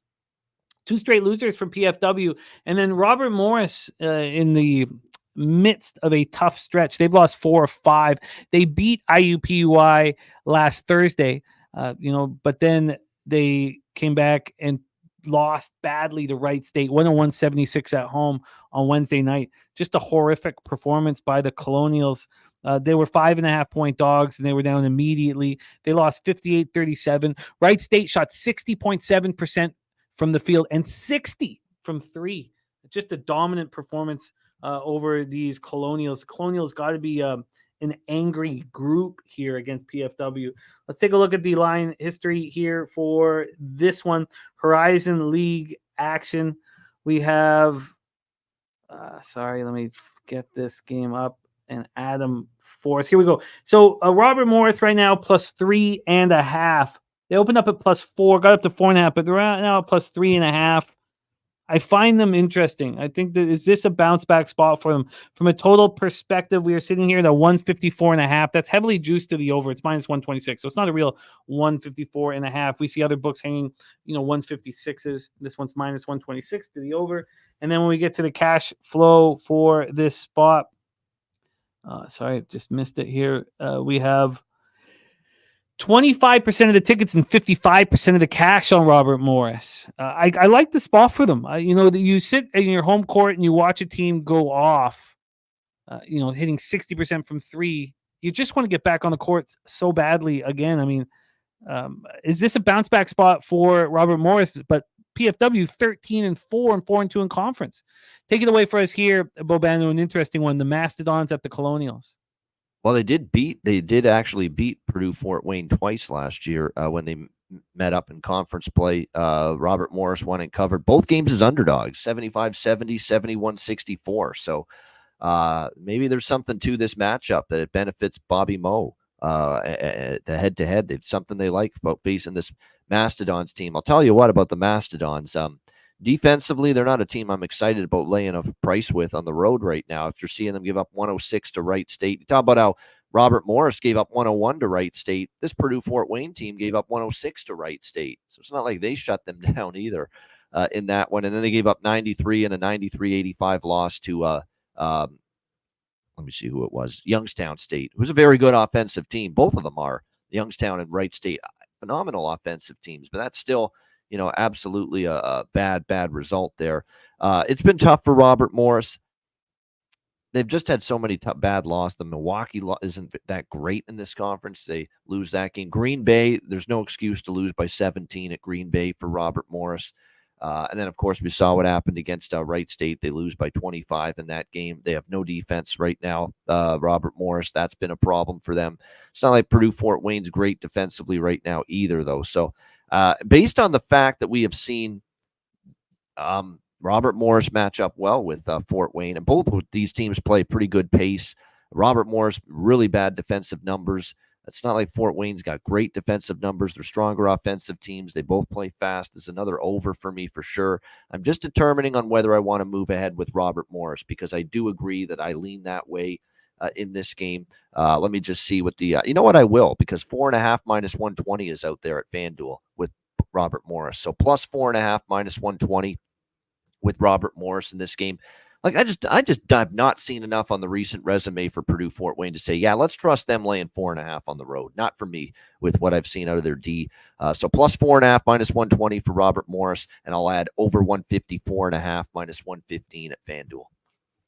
Oh, sorry. Let me get to that. Over 154.5 at minus 115 at FanDuel. I'm going to join you on Robert Morris. We're going up against Robert Franklin, not a spot that will give us a positive ROI long term. There'd be no betting market. I always say that.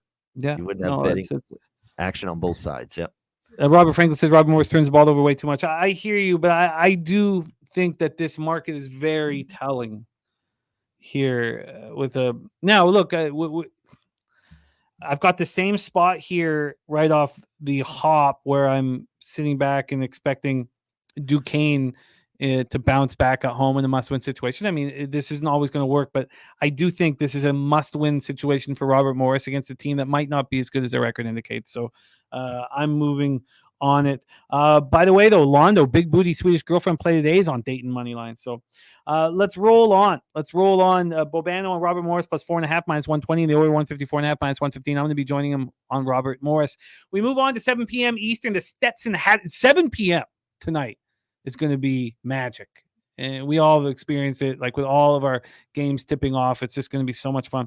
Stetson Hatters 10-7, 2-1 in the A-Sun. At Queens University Royals, we're in Charlotte, North Carolina. These Royals 1-1 in conference, 7-10 on the season.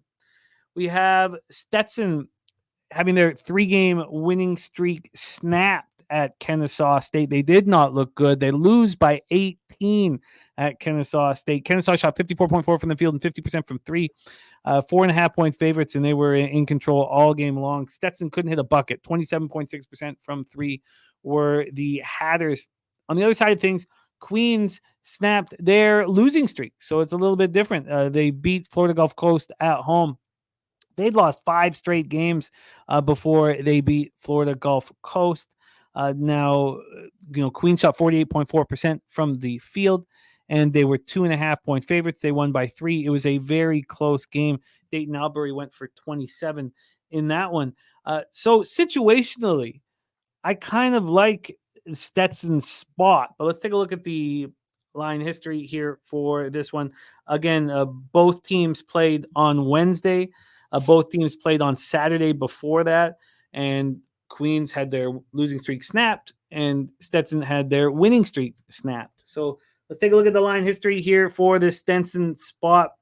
We have Stetson at -2 at -115. They opened up as a pick'em. They opened up as a pick'em. There is no move for 13 hours, and the move is towards Queens. And then we have this move towards Stetson this morning. 3-point move from the low water mark, but a 2-point move from the opening line. So we have a move towards Stetson. And then from a total scenario, we have it sitting at 158.5 minus 118 to the over. This opened up at 161. So we have a big move to the under. And then we have a move towards Stetson. Billy Briz says, Queens got some shooters. Why are they plus money at home? Stetson good, but don't let the 10-7 record fool you.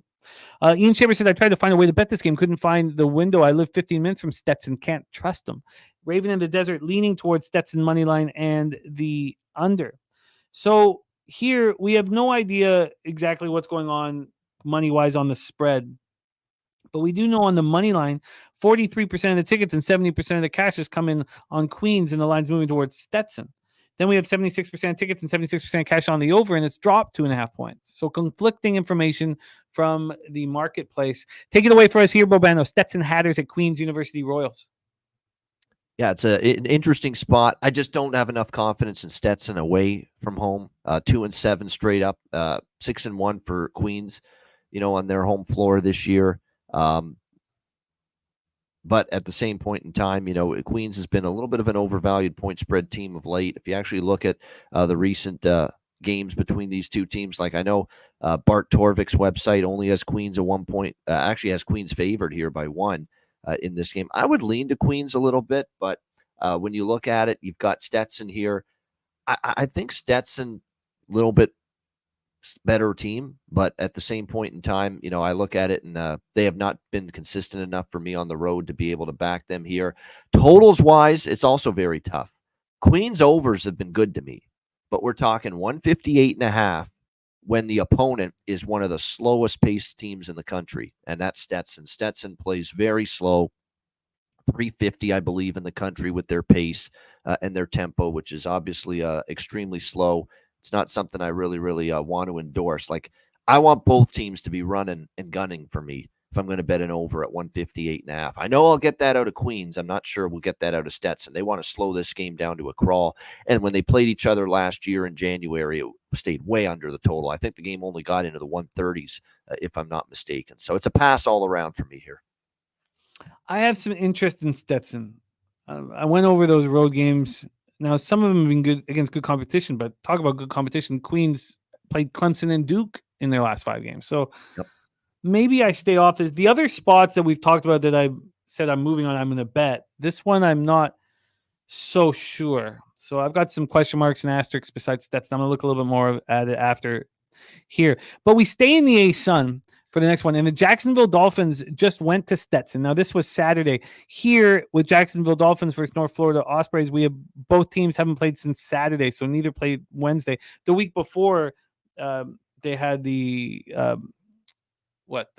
Thursday game. So they played Thursday and Saturday, these two teams, and then they've had the week off. That loss to Jacksonville is pretty ugly. They lost by 16. They shot poorly, 27.3% from 3, 38 from the field. And they were 7.5-point dogs. And it was a really low scoring first half. And then Stetson pulled away in the second half, winning by 16. For North Florida, they just snapped their losing streak. They also played Stetson at Stetson on the Thursday. So they went to Stetson on Thursday, and then Jacksonville went on Saturday. When they went on Thursday, they lost by a point, 75-74. Very, very tight game.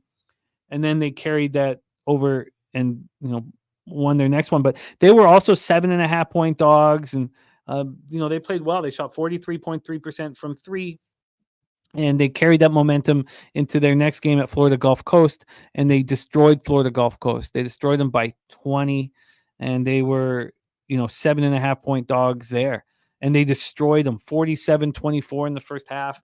They again shot very well. So interesting. So North Florida playing some pretty good basketball, and now here at home. Let's take a look at the line history for this one. Line history-wise, we have Jacksonville 5.5-point dogs.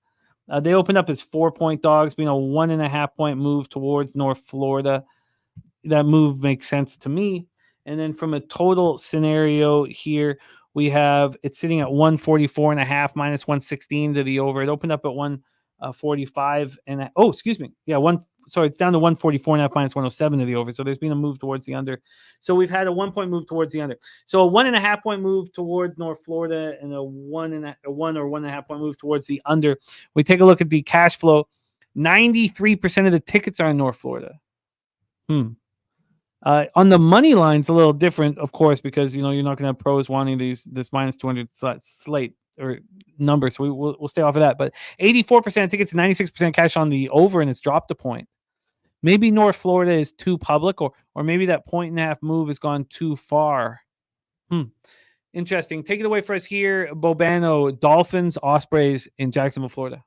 Yeah, this is an interesting matchup here. I actually lean North Florida here, the Osprey, minus 5.5 in this one. They won both meetings by 7+ last year when these two teams met.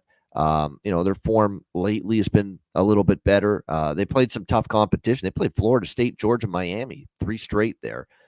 So that obviously was a tough gauntlet for them, a trio of teams to play.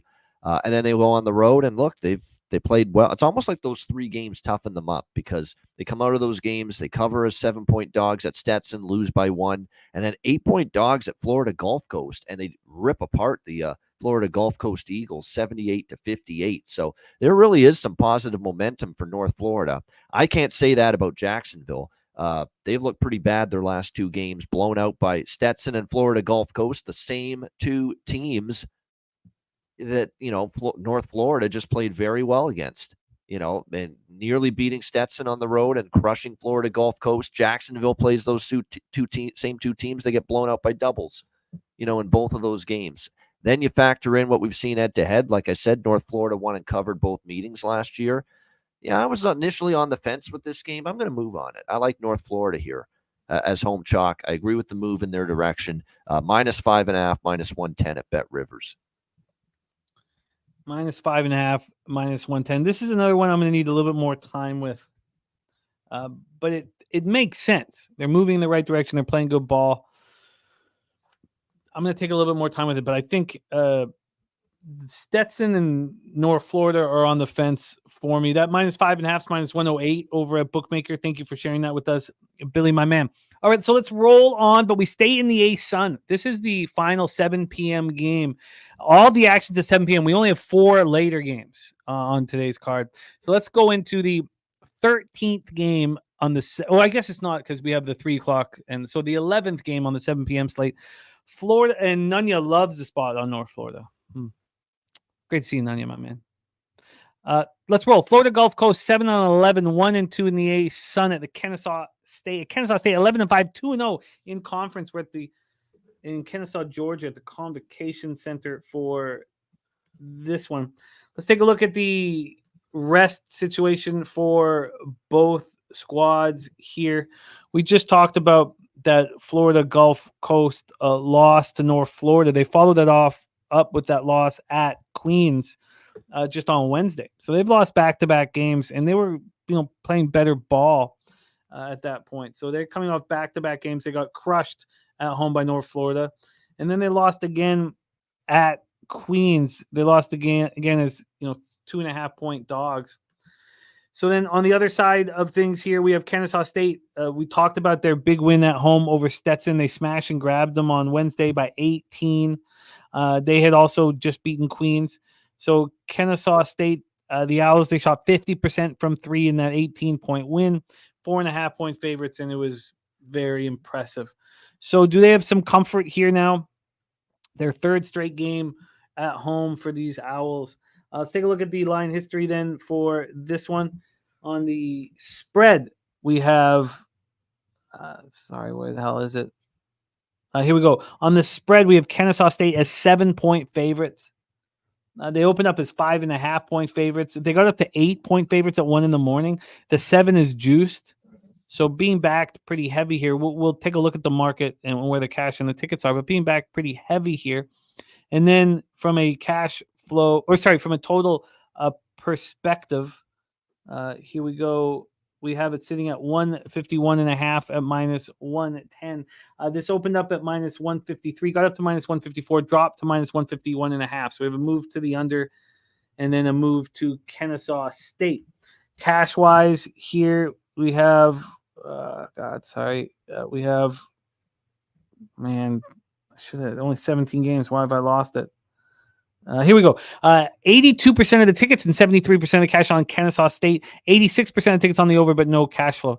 Take it away for us here, Bobano, the final 7 p.m. spot, Florida Gulf Coast, Kennesaw State Owls. This is a really good Kennesaw State team, and we should know that because we saw what they did last year. They were really good, obviously, Kennesaw State, and they're playing well right now. Well, they had a loss to Asheville, they lost at Indiana, although they were pretty competitive in that, and they still put an 87 spot on the board at Assembly Hall against the Hoosiers. And then since then, they've won back-to-back, Queens and Stetson, 80-88 in those 2 games that they scored. Florida Gulf Coast hasn't been great here the last couple of games. They give up 78 in a blowout loss to North Florida, 78 to Queens in their last 2 games. It's not exactly what you want to see. I think in this spot here, though, you look at head-to-head as well. Kennesaw's done well against Florida Gulf Coast, just not in great form. Kennesaw head-to-head, they've covered 3 of the last 4. The last 2 times they've hosted Florida Gulf Coast, 77-53, 80-63 blowout wins. Now, last year they only played once at Florida Gulf Coast, but it was a win and cover as a small dog for Kennesaw, 65-63 in that game. I definitely lean Kennesaw State here. It's a question of -7 or maybe team total, which I'm actually going to make the team total my official play here on Kennesaw State. Over 79.5, -112 Heritage Sports. I feel good about that. Look, they're rolling offensively. They've scored at least 87 or 80, I should say, in 3 straight games. They've scored they basically have gone. They would have gone over their team total, Kennesaw State, in 1, 2, 3, 4, 5, 6 of the last 7 games. 6-1 they would be in their last 7 games to this team total over. So I feel a little safer with that as opposed to the -7. Considering it was a close game last year between these 2 teams. So that's what we'll go with. Kennesaw State team total over 79.5. What was the juice on that? -112. minus 112. Locked in Kennesaw State. Team total over 79.5. Raven and Desert says Kennesaw by 14.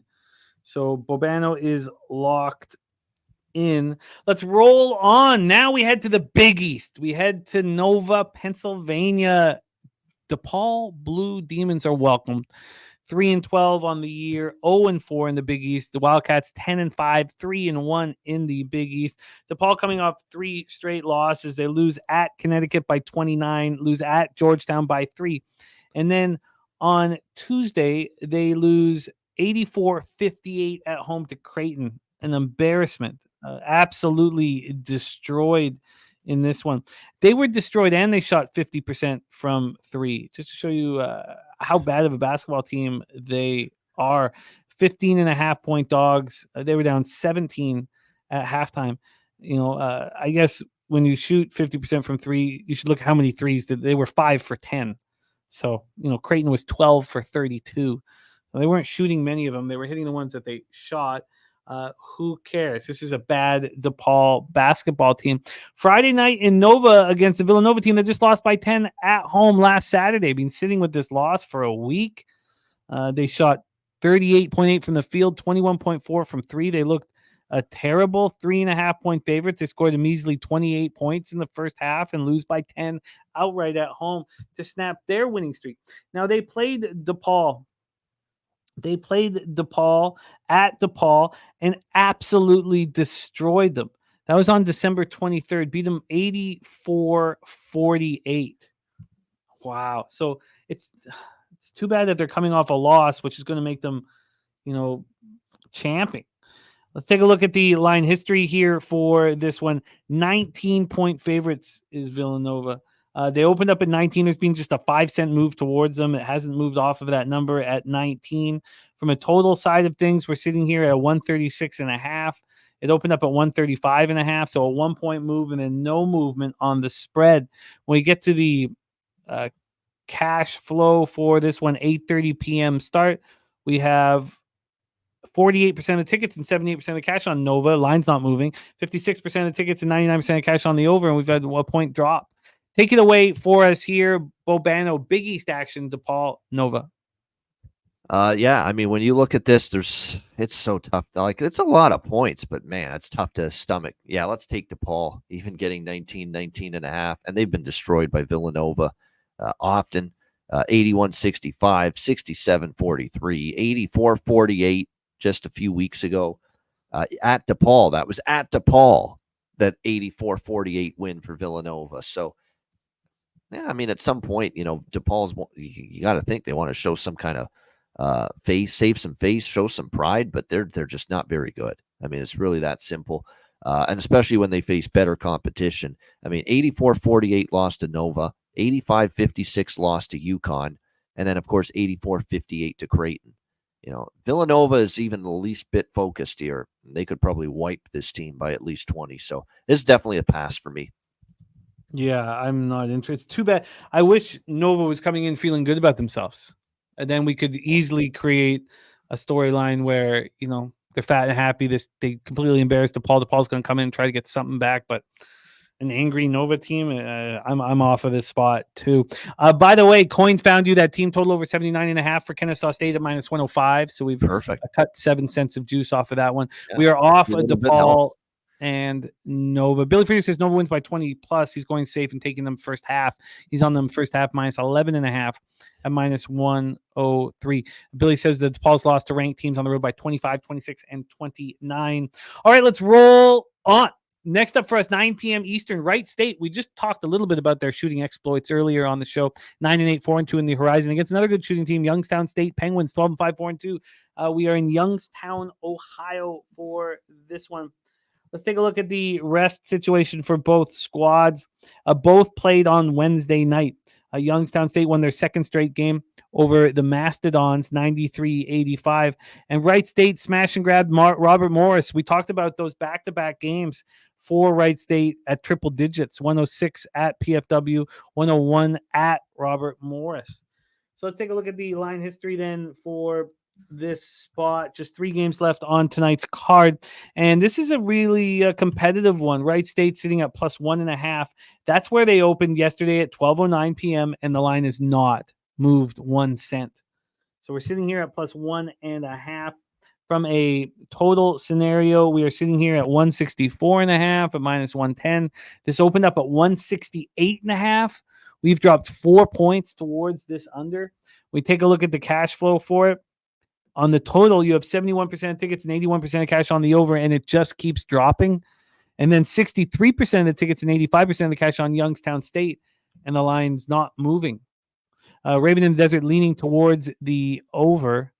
Take it away for us here, Bobano. Wright State, Youngstown State.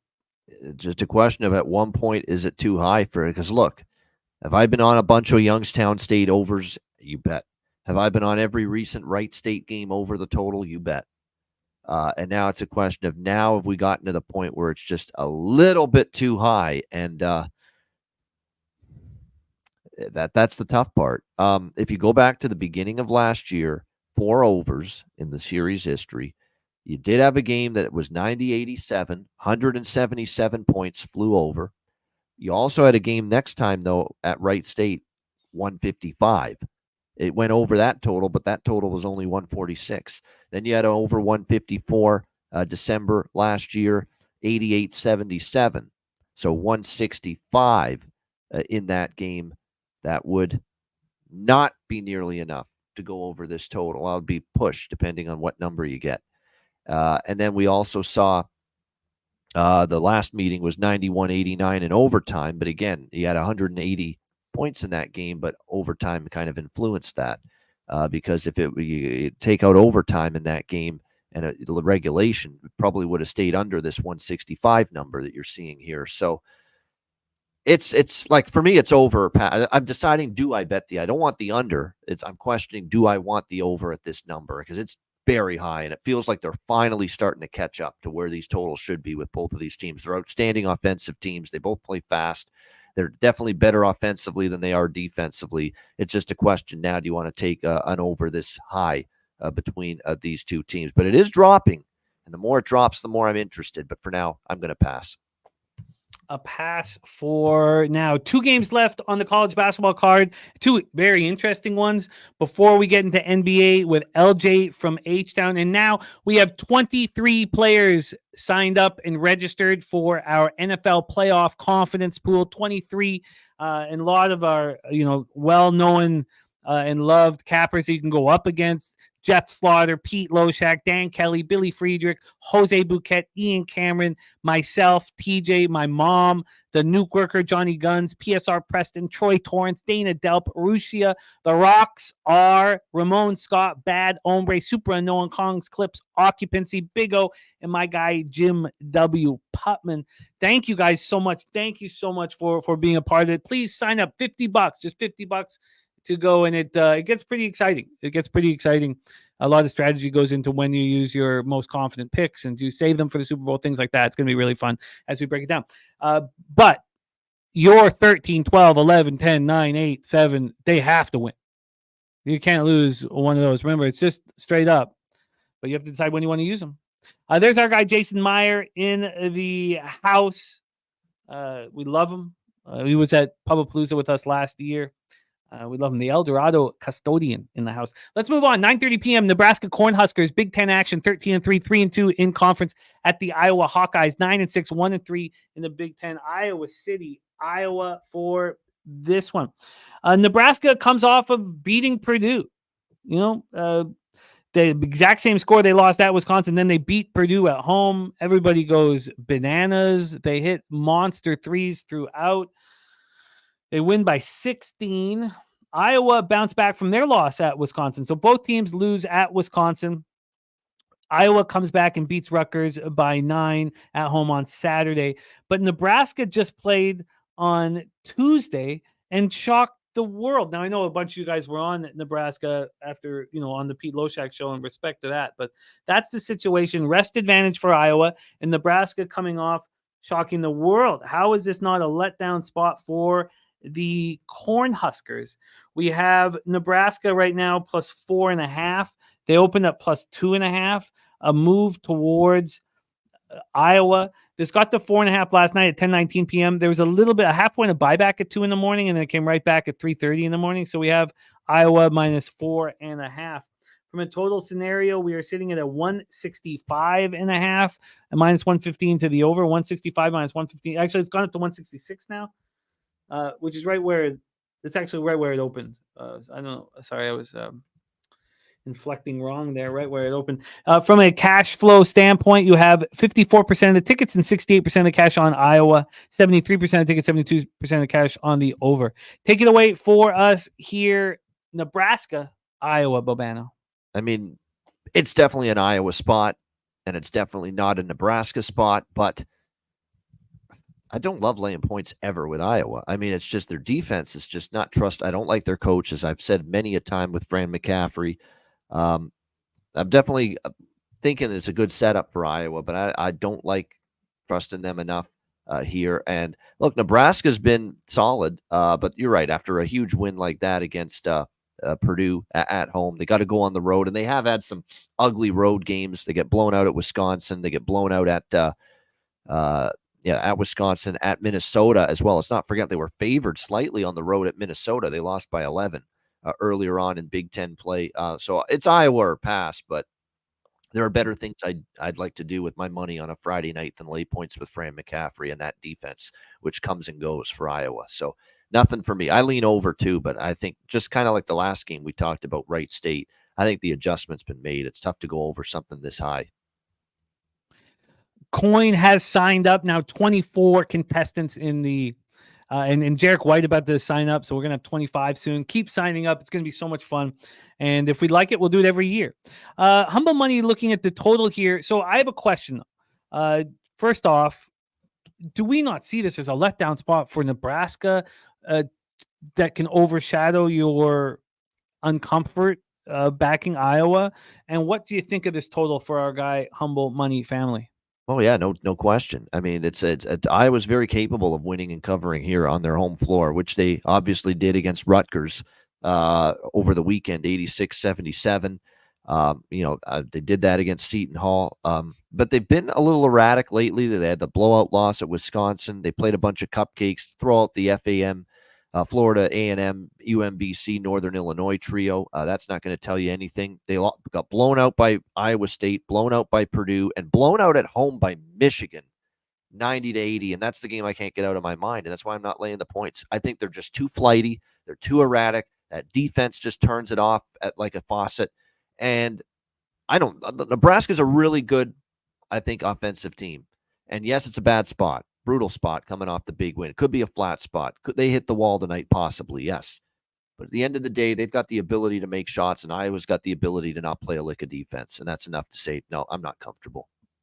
And with 73% of tickets, 72% of cash, public on the over, it not really moving off of the original line. What's keeping you off of that over for a Humble Money family? Just because now we're in the high 160s, and if you look at head-to-head, we only had 158 last year when these teams played. We actually only had 116, believe it or not, last December when they played at Nebraska. The games at Iowa have been the ones that have been high scoring. However, we did in February 2022, we saw 173. March 4th, 2021, we saw 166. And then February 8, 2020, we saw 50, 60, 168. So we have seen some games go over that. Believe me, I'm tempted. I'm very close with the over, very close. I'm just wondering if I want to go forward with it at 165.5. I would certainly lean in, and you're going to get pace. Iowa plays fast. Nebraska with Freddie Hoiberg has always played above average as well, tempo-wise, going into this game. Let me see if I can get actually an alternate, maybe as I don't like the hook, but if we can get a Pinnacle's usually good for this. We get a little bonus, half a point at 165 at a decent price as far as juice is concerned. I might get involved with the over here. Let me just double check that quickly here. Nebraska, Iowa over 160. Yeah, it's pretty juicy. God, it's ProLine Plus actually only has minus 115, and FanDuel as well for the 165.5. So I'll put that on the tab, over 165.5 minus 115 at FanDuel. I feel this could go either way. If Nebraska wins and covers, surely the game has a good chance to go over because it'll mean Iowa won't play defense, but they'll probably score enough because it's their home floor. And if Iowa wins and covers, it probably still could go over the total because they could hang up, 80, 90, 100 spot in this game, which they've done before here on this home court and in matchups past against Nebraska. So we'll see how it goes here. But yeah, I mean, and Iowa's gone over in 4 straight. Nebraska's gone over in 5 straight. High number, but yeah, we'll take a chance over 165.5. 165.5 minus 115. I didn't mean to push you into it. I was just trying to help Humble Money decide what he wants to do. But we do have a move here for Bobano. Coin said the site's not letting me put my credit card info. You were in the Cappers contest, right, Coin? So you have, if you need to have the not the membership here for YouTube, but just an account with us. But there's truth to what Robert's saying about Iowa, and Iowa hasn't played and beaten many good competition, many good teams this year. Nebraska's shown you just now what they're capable of doing. So that's true. No, I hear you. I just believe if you fade the team after beating the number 1 seed in the country in college basketball, college football, it does work more often than not. Yeah, you're going to have a positive ROI, and I'm going to do it every time.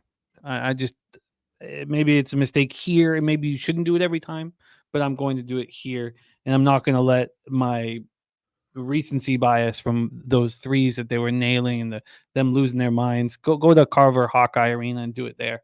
Let's move on to 10:30. Oh, not this year. So make sure that you're logged in. You have to be logged in to put it all in. So just make sure that you're logged in first, and then I'm sure it'll all work out. But let me know, Coin, because we want you in. We want as many people in as we can. We want we'll get, talk to Jose and I, especially if hit us on Twitter too. We'll make sure we get it figured out for you. And Sean Wigg, always very close helping us out. But thank you, Coin, for being a part of it.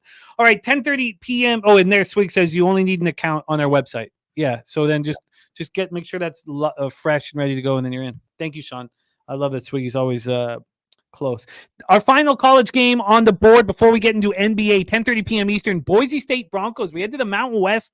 The Mountain West, where DJ Big Boss does it best. I miss DJ Big Boss, man. Can't wait to roll with him in San Antone. I know. He's been pretty quiet lately. Where's he been? Can't wait to roll with him in San Antone. Okay, let's go. Boise State Broncos. I'm doing the show with him this year, but that's okay. With Big Boss and Doc. They're great people. Oh, Boss and the sauce. Yep. Absolutely. Yep. Boise State Broncos 11-4, 2-0 in conference at Nevada. Wolfpack 15-1 are the Wolfpack. 2-0 in the Mountain West. We're at Lawler Event Center in Reno, Nevada for this one. We have Boise State, winners of 3 straight, and they just took out Colorado State at home, 65-58. We've seen what they're capable of. 3 straight wins. They had that loss at home to Washington State by 5, but they've rolled, beat Utah Valley by 22, beat San Jose State by 9, beat Colorado State by 7. Going up against this Nevada team that's in the throes of a legit winning streak. The Wolfpack lost to Drake on a neutral site. Since then, they are winners of 8 straight games, coming off that 13-point win at home over Air Force. They were 14.5-point favorites, so they didn't cover, but they played good basketball, 46.5% from the field, 46.7% from 3. So Nevada at home against these Boise State Broncos, and both teams played on Tuesday. So no rest advantage for either. Let's get into the line history here for this one, our final college game. What a job Bobano has done. Number 17, the 17th game, the 19th game, including NHL, that's being capped by this man right here for our bankroll glory.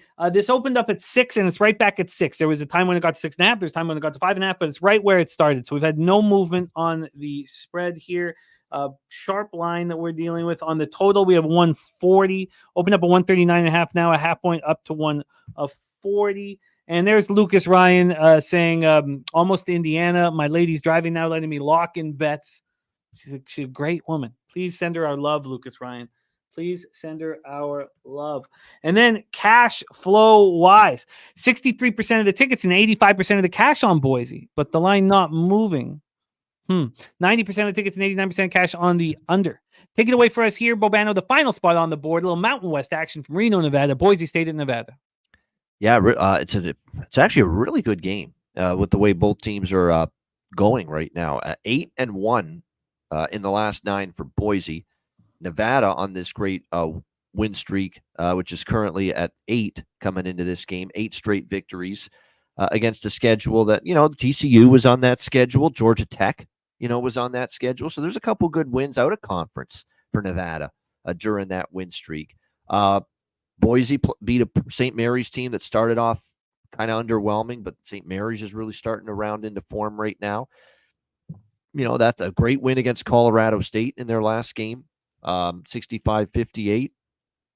Their only loss was a competitive one by 5 at Washington State on the road. So this is a really good game. It's a tough game because these are two teams. It's hard to go against either one, and you pretty much want to back both of them right now with the way they're playing. I will say this: Boise's had the advantage recently versus Nevada, 4-1 straight up for this Boise State team in the last 5 head-to-head meetings against Nevada. In fact, the only Nevada win since the beginning of a couple of years ago. So this is last year, and then so this is basically 2 full seasons, 3 seasons ago.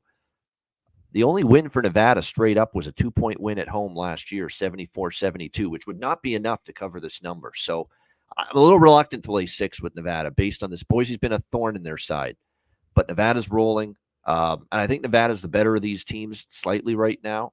So I don't also want to go against Nevada in this spot. So it's probably a stay off game. It's a great game to watch. Betting wise, not a whole lot. Lean Nevada, lean over. Not going to bet either one.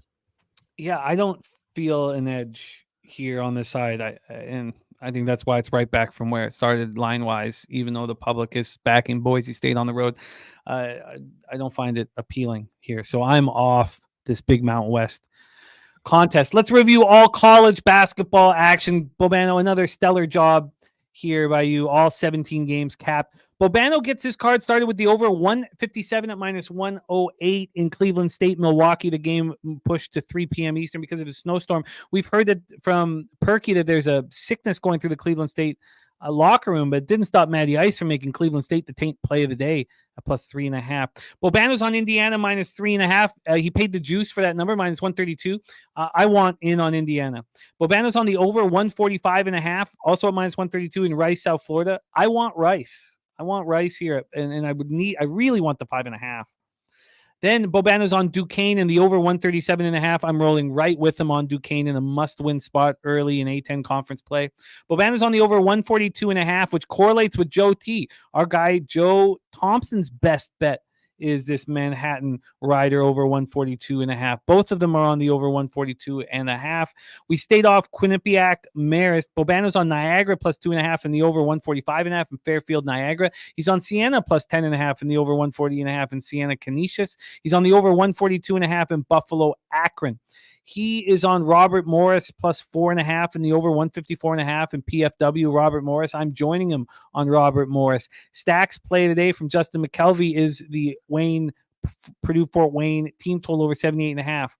Then I want a little more time with Stetson and with North Florida.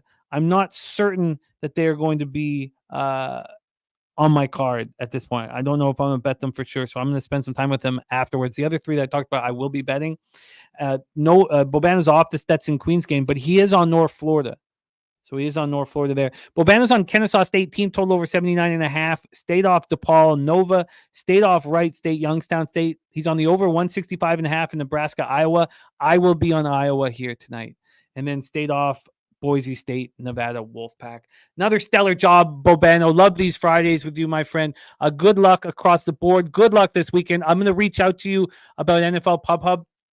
And just thank you for all your time and your energy. Thank you for being a part of our Cappers contest. You won it last year. Thank you for being part of it again this year and for signing up for the confidence pool. That means a ton to us. Remember, for the confidence pool, now we have 25 people entered. Remember, picks need to be in every Friday at midnight. Friday at midnight. Tonight at midnight, your picks have to be in.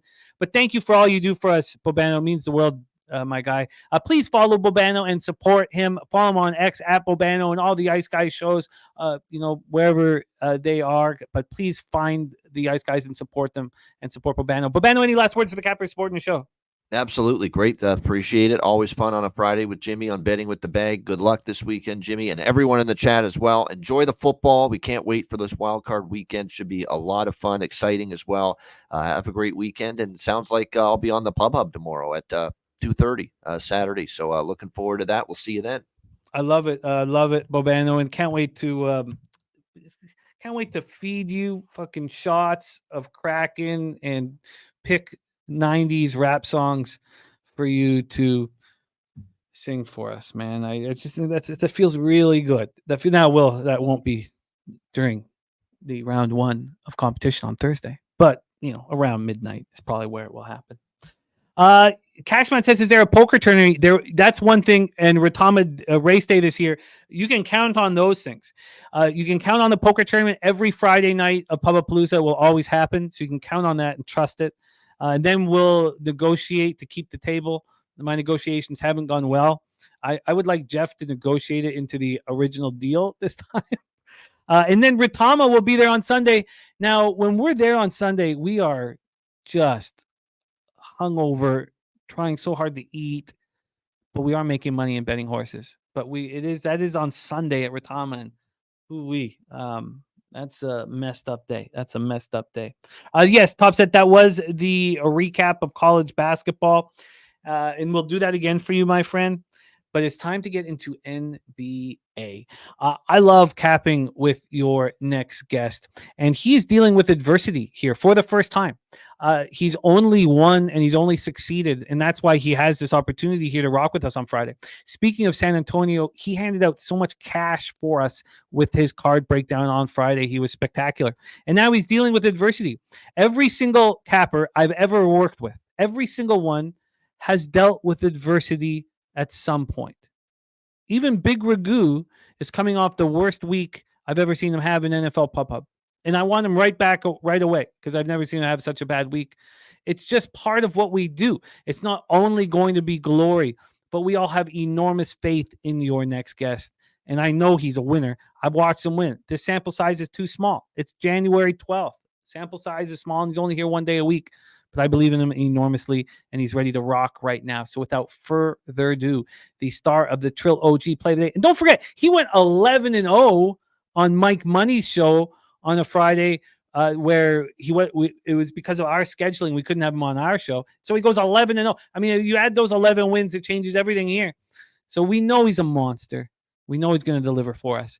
Please welcome from Houston, Texas, star of the Trill OG play of the day, our guy LJ from HTown.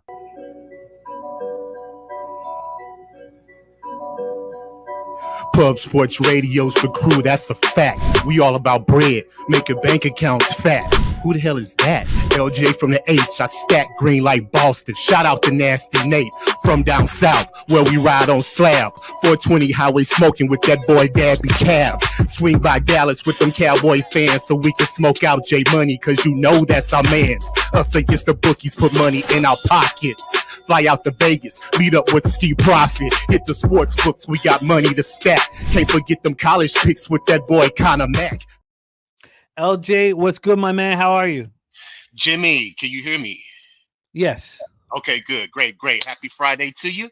Yeah, Jimmy, facing a little adversity, like you just said, with my record. But, hey, I'm going to bounce out of this hole. Cappers, y'all believe in me. We do a good job when we're on these other streams. So just a little hiccups, right now at the beginning of the season. But, hey, it's going to fall into place. We're going to get some capping going. We're going to get some money to be made. So, hey, let's get into this Friday schedule. Let's do it. Speaking of which, I've watched Bobano climb out of 30-unit holes. Okay. We have a full season here. So let's just go out there and get this cash. I'm looking forward to this card. I've got nothing in NHL. I've got a few spots now in college basketball, and I am struggling in NBA. I was up double-digit units, and now look at this. Just an average season right now. This is a hugely important night for me in NBA. I want to break this down. I spent a lot of time on it. I want to get this fucking cash, and you're the perfect capper for us to lead us to this money. Let's roll. 7:30 p.m. Eastern. Sacramento Kings 23-14, 10-7 on the road at the Philadelphia 76ers, 23-13, 13-6 at home at Wells Fargo Center in Philadelphia, Pennsylvania.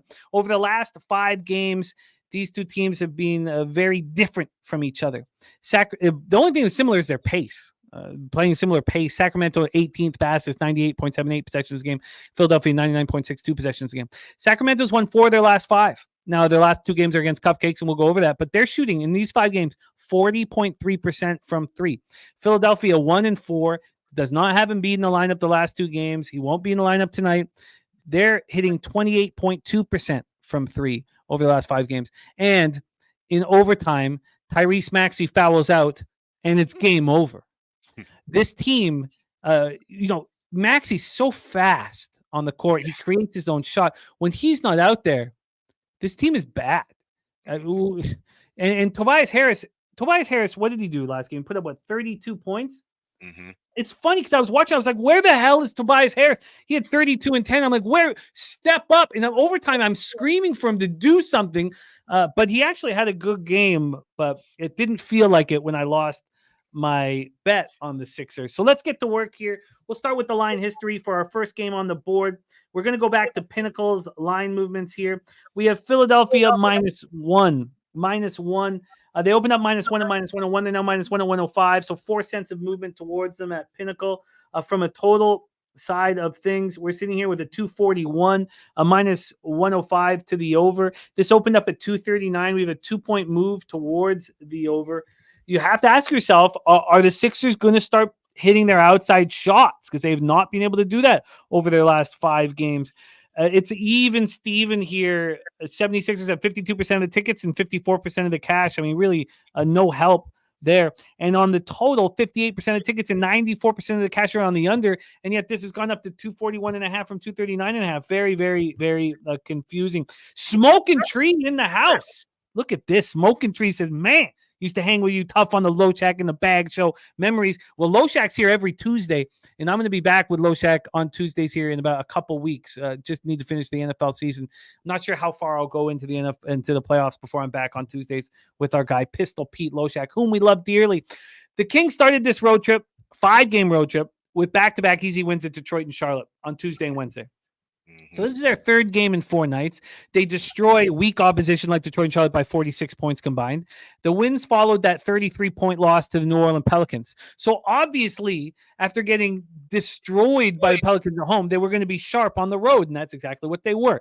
Keegan Murray scored 25, Sabonis 24, 10 and 7, Malik Monk 20, De'Aaron Fox 19. Herter left the game 41 seconds in with a left ankle sprain, and he's listed as questionable for the game tonight. I'm going to pull up all of my the latest information on the questionable situations here. I don't have it up right now, but I'll have it up for the rest of the card. Sixers coming off their 3rd straight loss, 139-132 at Atlanta on Wednesday. Last 2 losses, of course, with Embiid out of the lineup. So without Embiid, they're 2-7. Mm-hmm.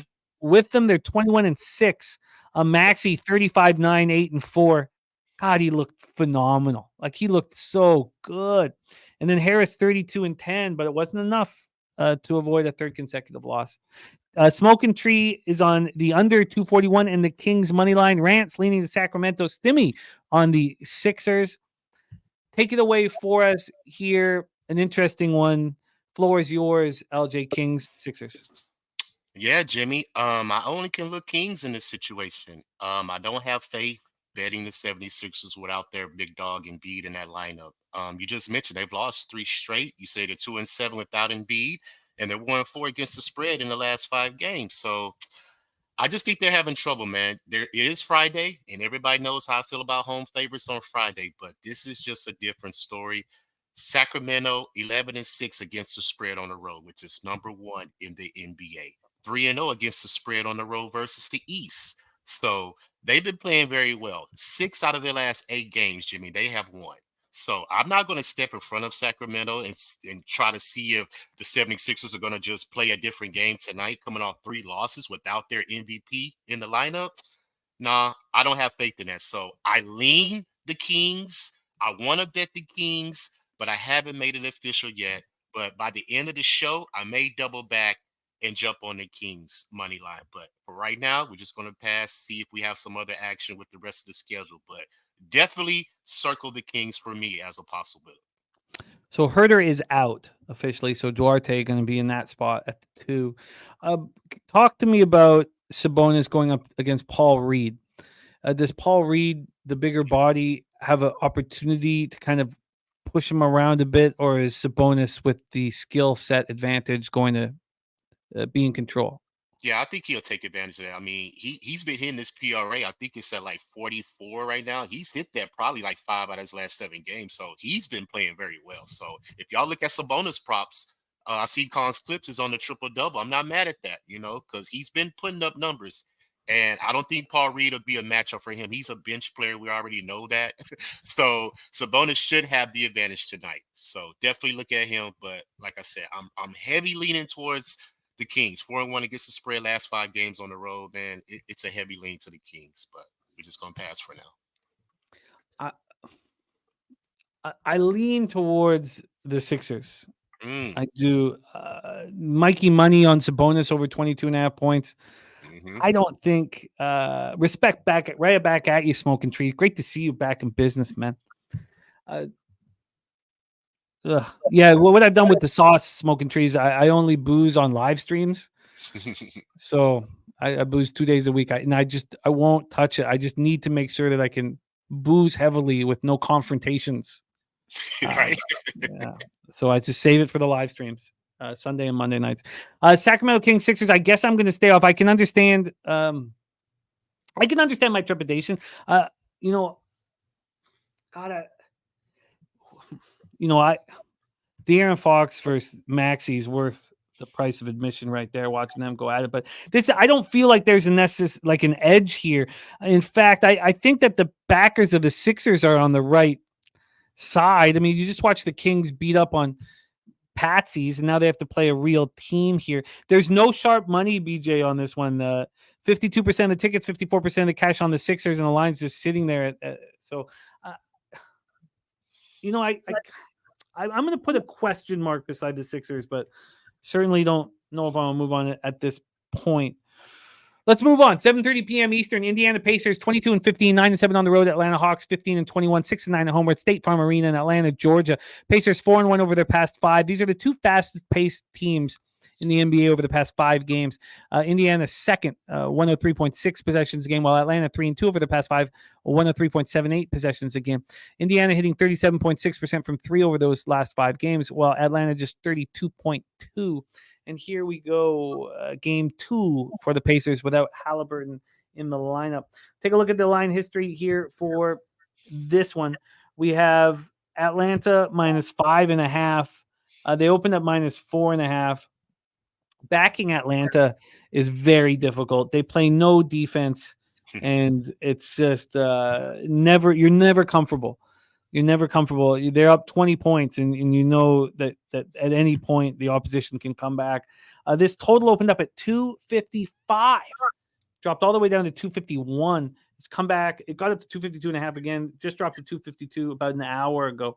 So we have a 3-point move to the under, a 1-point move to the Hawks. We take a look at the cash flow here. 54% of the tickets and 82% of the cash is on the Hawks.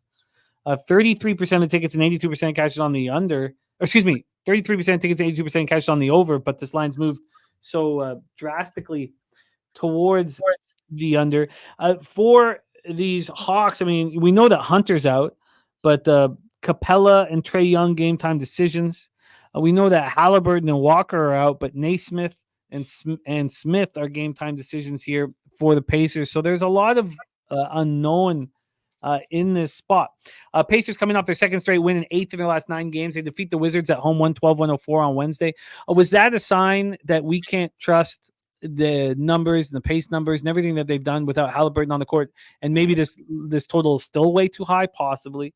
It was their first game since Halliburton hurt his hamstring. He's expected to be out multiple weeks. Miles Turner, 18 and 13. This is a team that is number 1 in the league, scoring 126.6 points per game. They've scored at least 150 points in 3 games, and 2 of them were against this shit defense in the Atlanta Hawks. This will be the third meeting between the two teams. 157-152 at Atlanta on November 21st. 150-116 at Indianapolis last Friday. Rick Carlisle talking about the defensive effort against Washington, holding Washington 1-4. You would think that they would want to continue that here. The Hawks snapped their 2-game losing streak with that 139-132 win at home over the Sixers on Wednesday. Jalen Johnson was magic. I mean, he was so good. I was watching. Unfortunately, I was on the other side. He won the game for the Hawks. 16 boards, 7 assists, 25 points. And he had struggled mightily against Orlando, 0 for 4 from 3 in that one for just 12 points. Trey went for 28, 21 in the second half. Murray went for 25. They did it without Capella. Okongwu was very good. 19 points, 11 boards, 2 blocks. And the floor is yours, LJ. Pacers, Hawks, take it away. Yeah, you just mentioned we can't back Atlanta. They're the worst team against the spread, 3-12 against the spread at home. So there's no interest there. And I can't bet Indiana without the Halliburton in the lineup. He sets everybody up on the offensive end.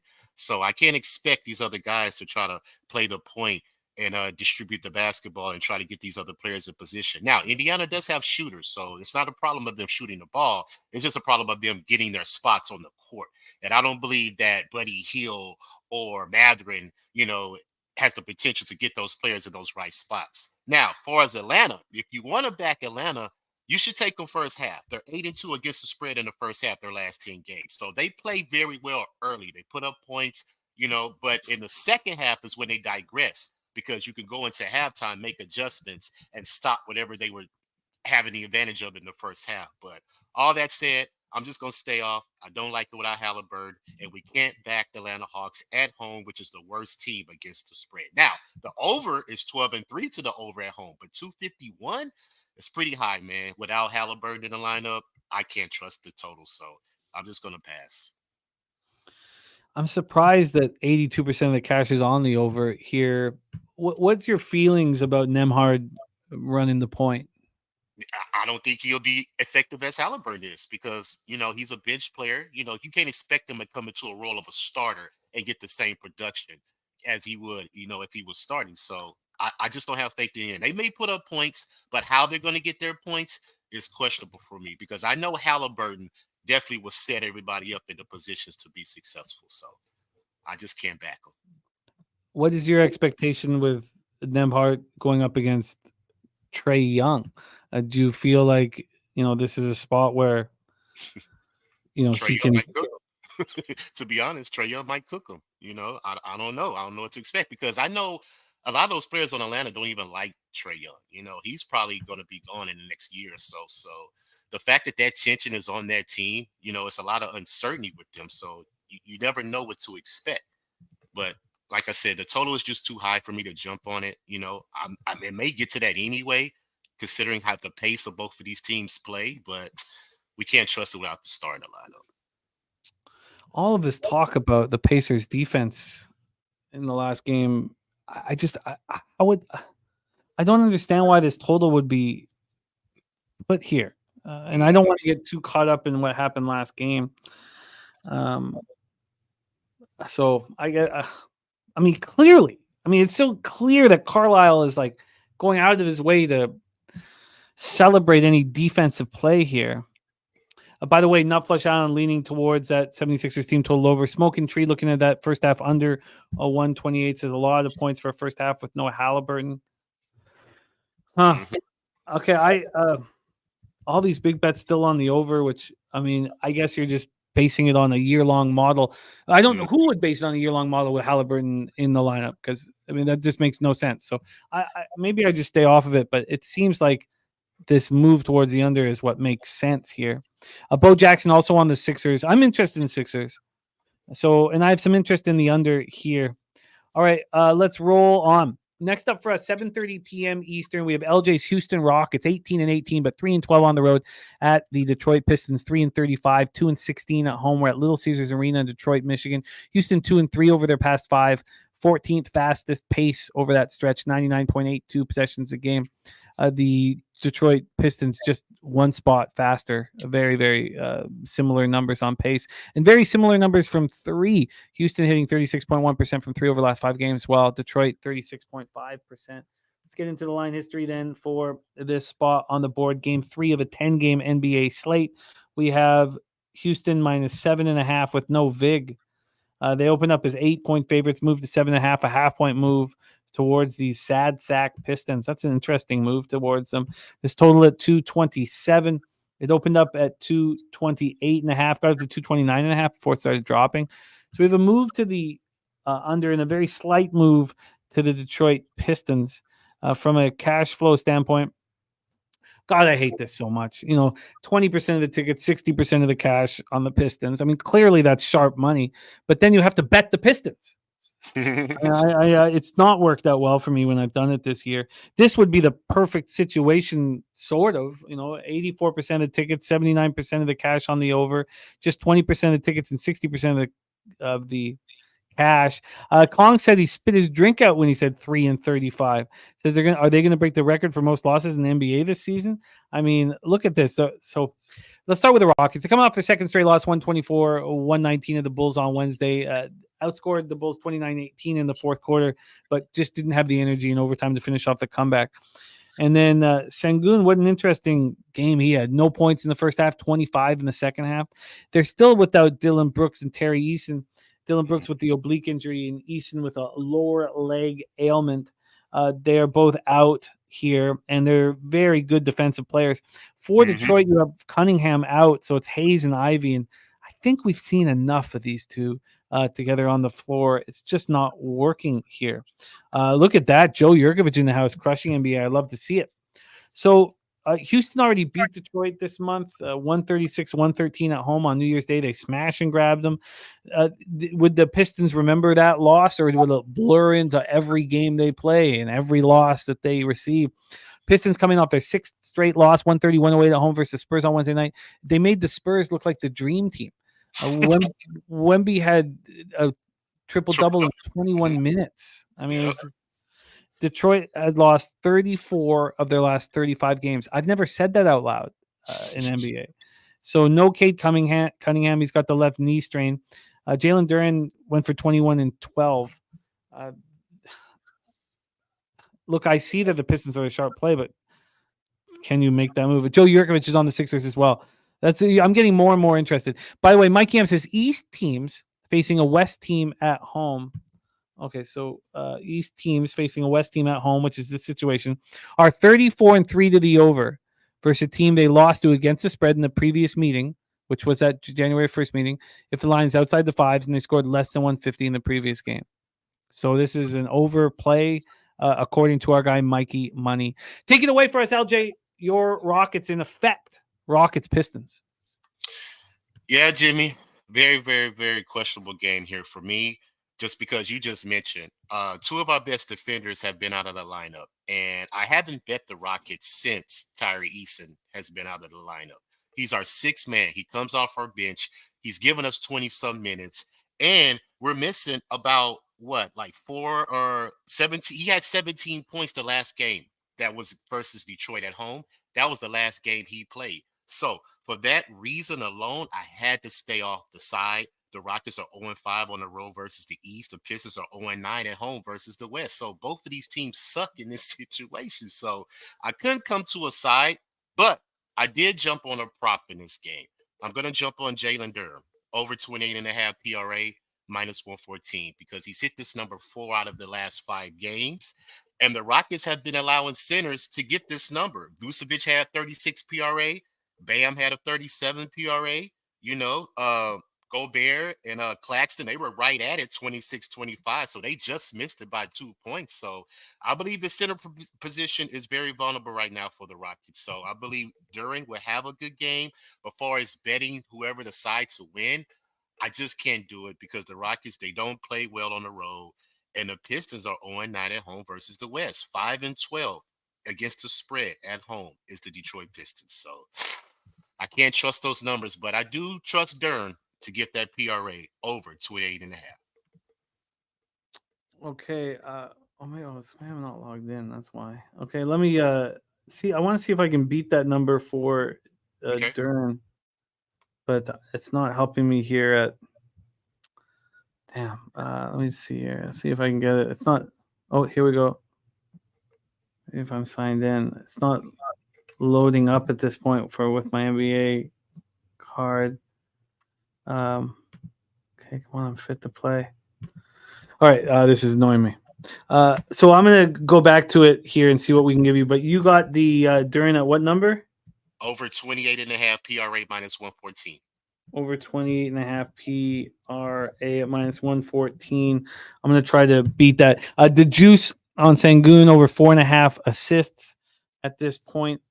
So let's see if we can beat that here. God, okay, let's just get rid of this here. Okay, I'll try to beat that here. But let's roll on. I wish I had the balls to bet the Pistons. I don't. But just the fact of your concern to be on Houston again shows that this is probably the spot. But I can't do it. So we'll stop at this point. Okay, let's roll on here. God, why am I not giving? Okay, here. I have a problem with my site at Pinnacle. Let's roll on. And it's Glenn Elliott Man saying Pinnacle being very cautious with NBA today. Do they only have the 3 games up? Is that it? They only have Hornets, Spurs, Raptors, Jazz, and Pelicans, Nuggets? Maybe that's it. I'm trying to get into it, but I can't. So maybe that's it. During over 20.5 points per assist, I'm going to try to find something better number-wise. Let's move on. 8 p.m. Eastern, Orlando Magic 21-16, 8-11 on the road at the Miami Heat, 21-16, 10-7 at home. We're at Kaseya Center in Miami, Florida. Both teams are 2-3. Both teams are 21-16. A lot of us have, and I only have $200 on it, but we have Magic 10-1 to win the division. And this is a big game. This is a big game. Orlando hitting 43.2% from 3 in the last 5 games, while Miami hitting 36.2%. Let's get into the line history and the cash flow here for this one. We'll start with the side. From a side perspective, we have Miami -2 at -107. So they opened up at -4. We've had a 2-point move towards these Orlando Magic. From a total scenario, we're dealing with a 219.5. This opened up at 221 and now at 219.5. From a cash flow perspective here, we have 61% of the tickets and 58% of the cash on the Magic, the line moving towards them. 56% of tickets and 99% of cash on the over is a little confusing. Billy Friedrich looking at Banchero over 5.5 assists. Magic had their modest 2-game winning streak snapped in a 113-92 loss at home versus Timberwolves on Tuesday night. No Franz Wagner, Wendell Carter Jr., Slow-Mo Joe, and Gary Harris. We know that Wagner and Harris are not going to be in the lineup here for this one. Taking a closer look, Isaac out, Wagner out, Harris out, and Carter a game-time decision. So expect Badadze at center. For the Heat, Lowry, Hero, Butler, and Martin are listed as game time decisions here, but I expected Butler and Lowry to not play today. I thought they were doubtful. So Butler and Lowry doubtful is what I had it, and Martin and Hero questionable. So then it's the Bam show. He had 25, 11, and 6 and 2 blocks on Wednesday. Hero wasn't bad either, 17, 6, and 5 with 3 steals. So here we go. Magic had 10 available players against the Timberwolves. So Moritz Wagner led the Magic with 21 points. Heat coming off their second loss in 3 games, 128 at home versus the Thunder on Wednesday night. The Heat allowed the Thunder to shoot 59.3% from the floor. You're going to lose those games. Take it away for us here, LJ. Another tricky spot with GTDs. Magic, Heat. Yeah, Jimmy, divisional game right here. Both these teams are familiar with each other.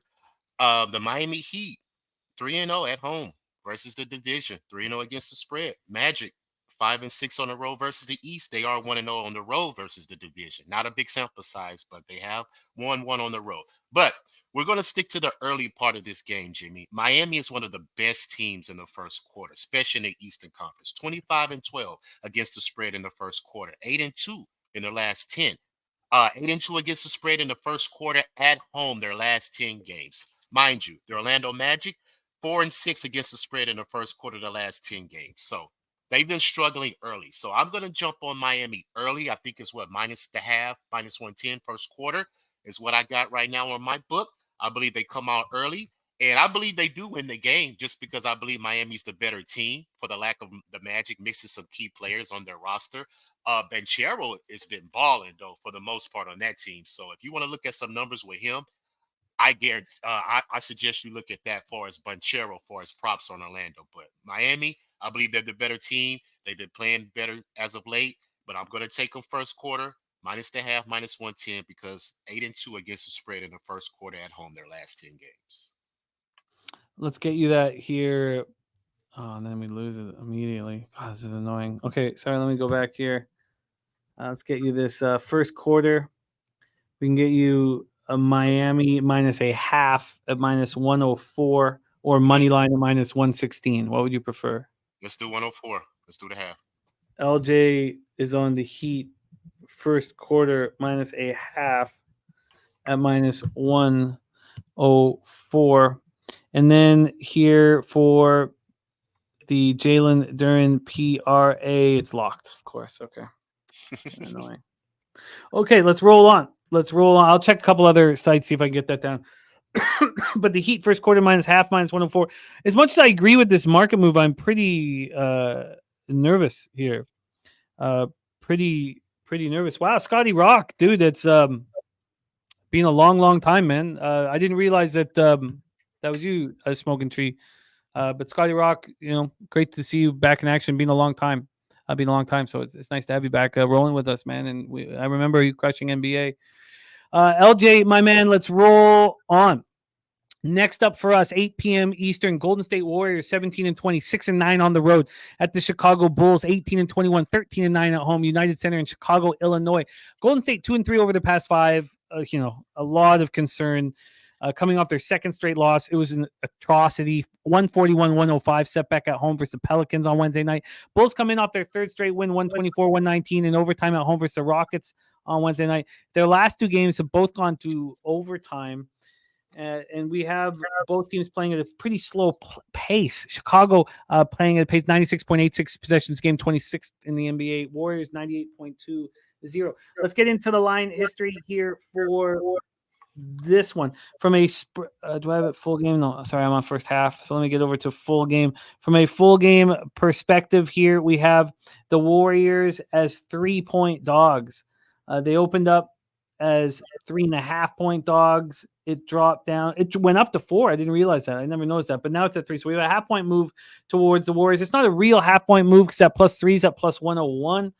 From a total side of things here, we're sitting here at 228. This opened up at 229.5 and dropped all the way down to 226.5. So we're back up now. From a cash flow perspective for this Warriors Bulls game, 56% of the tickets and 59% of the cash is on the Chicago Bulls. I'm surprised to see that half-point move towards the Warriors. 66% of tickets, 94% cash on the over. Take it away for us here, LJ. Warriors, Bulls. Not interested, Jimmy. Not interested at all. The Warriors, they've been playing very, very horrible as of late. I don't know. They've having problems over there, man. So I think they're going to shake up some things pretty soon. But as far as having value for them right now, it's not on it, man. And the Bulls, I can't trust the Bulls, and the fact that the Warriors are a dog versus the Bulls, that lets you know everything, I'm not interested in this game, Jimmy. Not at all. Didn't even cap it. Didn't even look at it twice. So we can pass. Is this a point where we can put our foot on the throat of the Warriors? Bulls are 13-9 at home, and they're playing good basketball. Kobe White, I just love what I'm seeing from him. Is this a point where we can just, finish the Warriors off before Draymond comes back and gives them some hope? Because Draymond's not coming back. Chris Paul's not coming back here. I feel like it is. I would like to see Smoking Tree says it is. Do you think that this is our chance to kick them while they're down? I mean, if it was a better team besides the Bulls, I probably would, but I don't like the Bulls like that. Levine's just came back in the lineup. I thought he was getting traded. So it's a lot of stuff going on with the Bulls. It's just a lot of stuff that I'm not interested in. So if it was another team besides the Bulls, I definitely will be betting the team for the fact that the Warriors are a dog, but I'll pass. Smoking Tree saying everything depends on Curry reminds me of the Monta Ellis days. I would like I just wish the Warriors weren't coming off getting embarrassed. That's the only problem. They're absolutely destroyed and embarrassed. Mikey Money says road dogs between +3 and +7 off a home loss are 19-1-1 against the spread if they have rest and the total is more than 224. Bo Jackson says better games on the board. Calling it a bum fight. Can you imagine the Golden State Warriors and Steph Curry considered a bum fight now? How things have changed. Okay, I cannot take the Bulls because of what just happened to Golden State. But if I got a free bet, I would certainly be on the Bulls here. But they have to show some character after getting dominated like that. Let's move on. I'm having a struggle. So at this point now, when I'm looking at a card that doesn't have action, that means I will take the Sixers. If I'm sitting here, I need some action tonight. So whether it be the Sixers or the under in Indiana, Atlanta, those are looking much more appealing as I'm going through this card and not moving on anything. Wow, look at that. BJ says the Ravens have designated Mark Andrews to return from injured reserve and he practiced Friday. Wow. Wow. All right, let's roll on. 8 p.m. Eastern. We have the Los Angeles Clippers 24-13, 8-9 on the road at Memphis Grizzlies, 14-23, 3-13 at home. We're at FedEx Forum in Memphis, Tennessee. Clippers are 4-1 over the past 5, playing at a pace of 96 possessions a game. That's third slowest in the NBA. While they're doing that, their efficiency is off the chains, man. They're hitting 45.3% from 3. Kawhi gets the extension. They're having fun out there. They all look healthy. I mean, watching Kawhi and Paul George go to the hole, I'm like, God, did we flip the clocks back 8 years? I mean, they're rolling right now. Memphis 4-1 over the past 5, playing the pace at 101.6 possessions a game. That's 7th fastest in the NBA, hitting 38.4% from 3. But I mean, how long is this going to continue with Ja out of the lineup and now Marcus Smart out for 6 weeks? It sucks. We were all so excited about Ja coming back, and then he goes away again. So now we're sitting here with Memphis plus 8.5. They opened up plus 7.5, so we have a 1-point move towards the Clippers. We have the total here at the total here at 225. It opened up at 228, and it first went up to 228.5. So it was a big move to the under, a 1-point move to the Clippers. When we look at the cash then on this one, you have 85% of the tickets and 97% of the cash on the Clippers. That doesn't sound appealing to me. 53% of tickets and 71% cash on the under. There's no way that I would back the Grizzlies, after that 120-103 performance in their first game without Ja. That dead cat bounce is over 1 game in, I would expect. Clippers coming off their second straight win in 7th and 8 games, 126-120 at home versus the Raptors. Kawhi and Paul each had 29. Harden, double-double, 14 and 11. Zubac, a double-double, 12 and 11. And the Grizzlies have won 3 straight. I find that impossible to believe. Take it away for us here, LJ. Clippers, Grizzlies. Yeah, we all on the Clippers this game, Jimmy. I'm going to take them first half and full game just because you just mentioned they've been playing the best ball. They are 8-3 straight up in their last 11 games on the road. 8-2 against the spread in the first half, their last 10 games on the road. 4-1 their last 5. So they're playing great right now. I like the lineup. I like Ty Lue. I like the adjustments he makes at halftime if they're down. So excellent coach that he has for the Clippers. Mind you, Memphis, they're wounded now. We were excited about Ja Morant coming back. He gave us a couple 30 games. We thought we was going to get some explosiveness, for the latter part of the season. But boom, shoulder injury, gone for the season. Marcus Smart, boom, gone for the season. So who do Memphis have to keep up with the Clippers tonight? Desmond Bane? I mean, they have nothing else to compete with this team. Mind you, they have 3 All-NBA players in their starting lineup. So for that factor alone, we're jumping on Clippers heavy. First half, full game, Jimmy. And I'm on a prop. I'm taking James Harden over 9.5 assists, minus 102, because he's had double-digit assists 5 out of his last 6 games. This guy's dishing the ball, putting people in position. So I'm on the Clippers. Let's stay on the money train because they're playing good ball right now. Minus 8.5 at minus 105.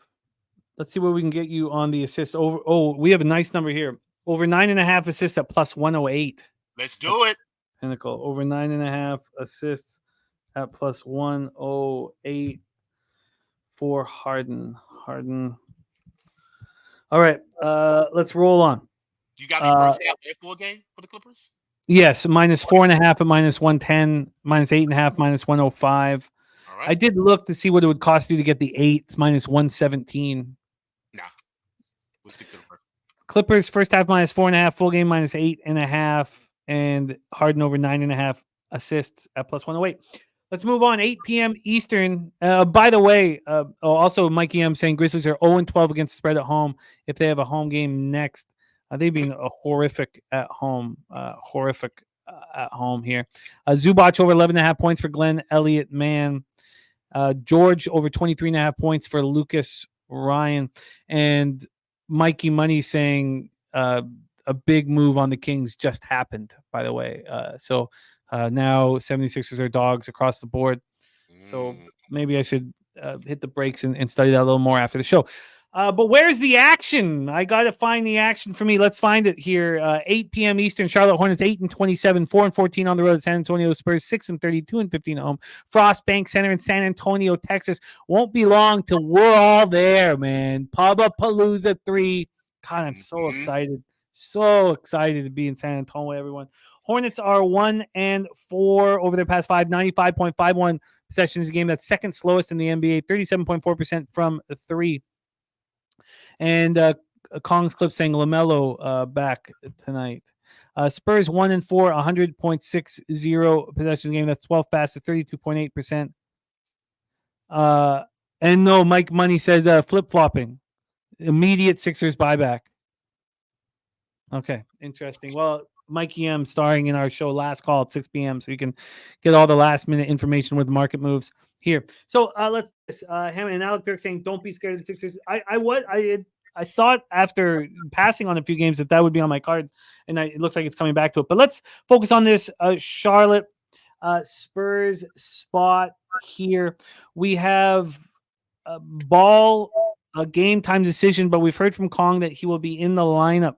A ton of game time decisions. We know that Hayward and Williams are out, but Washington game time decision, Ntilikina and Martin also game time decisions, and Zach Collins out for the Spurs. And Wemby still on a minute restriction, only played 21 minutes to get that T-dub last out against the Pistons. That was unbelievable. So here we go. Pinnacle has these Spurs -2.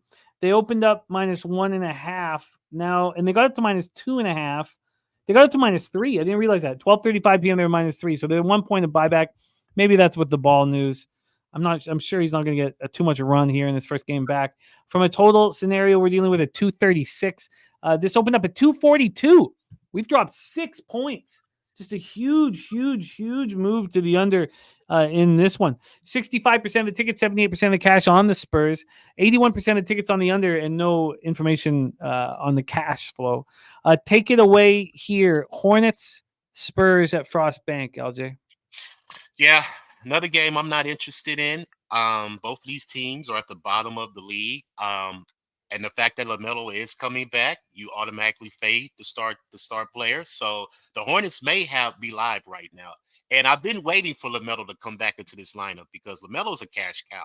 We can bet on him pretty much every game to get his points, rebounds, and assists. So once he gets acclimated back in that lineup, I believe that we could jump back on LaMelo props for sure. But as far as this game, we're going to stay off because we don't know what to expect. As far as the Spurs, they are over team, 13-4 to the over at home. So if we're expecting points, then we can for sure expect this game to go over. But I don't want to trust it. I'd rather trust a prop in this game. I'd rather jump on Wembley. I see his blocks are over 3.5 at +100.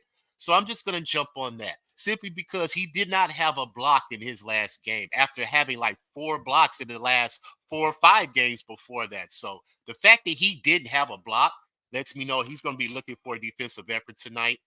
Even if he's on a minutes restriction, I still believe he can get those 4 blocks. So I'm just going to stick to that prop. Before I taking a side, I'm not going to do it because both these teams are at the bottom of the NBA for me, which lets me know I have no betting interest at all. How bad do they need LaMelo Ball back? They've lost 3 straight. They've lost 14 of 15. Miles Bridges went for 24 in that last one. I mean, at least they got Bridges playing. I mean, he cost himself $100 million last year. The Hornets were embarrassed 123-98 at home to the Kings. The Spurs snapped their 5-game losing streak when Wemby goes for that triple-double. Keldon goes for 17. Vassell goes for 16. And San Antonio had 8 players in double figures. I mean, Shohan with 15, McBuckets with 14, Barlow, Trey Jones, Chetty Osman with 11. It makes me think that the Spurs are capable of building some momentum here. And how, I know LaMelo will be a breath of fresh air, but what kind of rhythm is he going to be in? I'm going to keep an eye on this Spurs spot. Maybe wait for this official announcement that everybody hears that LaMelo's back in. Maybe there'll be a move here towards the Hornets. Smoking Tree looking at the Spurs first half.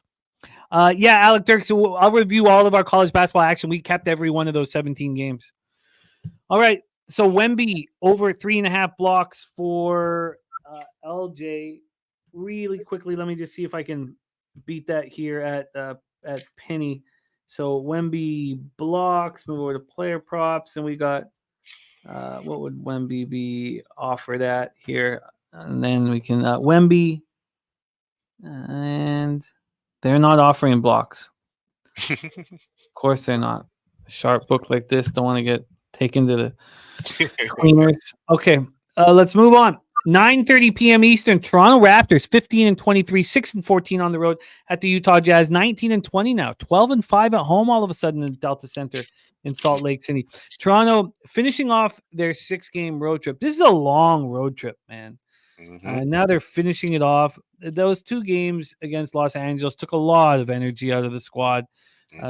They're hitting 42.9% from 3 with Barrett in the lineup. Barrett looks like a different basketball player right now. How long will that last? Utah 4-1 over their past 5, playing very good basketball. 26th in the NBA, 102.66 possessions a game, hitting 36.4% from 3. Let's take a look at the line history here for this one. Toronto is now +3 here. They opened up at +3.5, so it's a half-point move. They got down to 2.5, half-point move towards them. I get that completely. They've just covered back-to-back games in Los Angeles. People are making money off of them. But do we really think in elevation on the 6th game of a 6-game road trip that they're not going to get exhausted out there?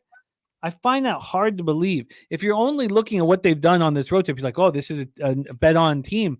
But really on the 6th game of a 6-game road trip, I find that hard to believe. Total opened up at 239.5. It's up to 242. Cash-wise here, we have 73% of the tickets and 99% of the cash on the Jazz at -2, and the line's going against them. I mean, now that makes me interested in the Raptors.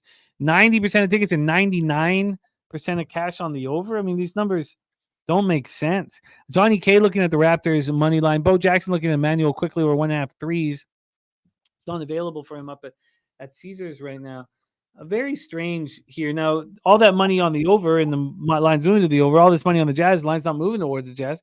Raptors coming off that second straight loss, 3rd in 4 games, 126-120.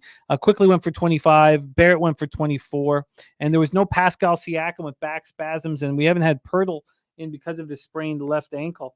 Right now, there's no expectation for the Pirtle's out for sure.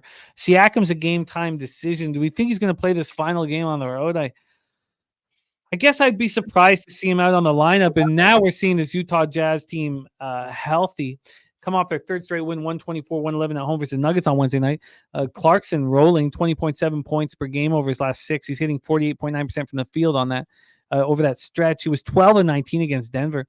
9-2 are Utah over the last 11 games. Take it away for us here, LJ.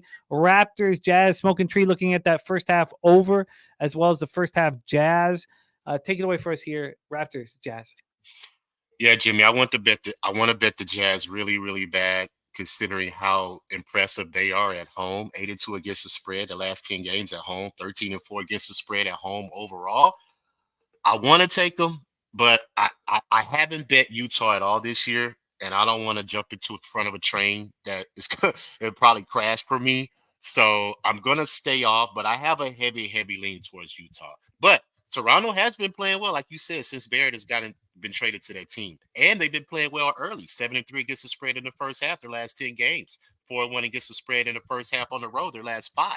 So they've been playing well in this spot. But it's just a collision for me to where the Jazz play so well at home. Coming off 3 straight wins. They just beat Denver, the champions, the last game. So are they going to have a letdown versus Toronto, or are they going to keep that energy going? You know, I don't know what to expect. I may jump on something live while we're watching the game tonight on Nerd Talk with Dave. But as far as right now, I'm just going to pass, Jimmy. I got some more action coming up.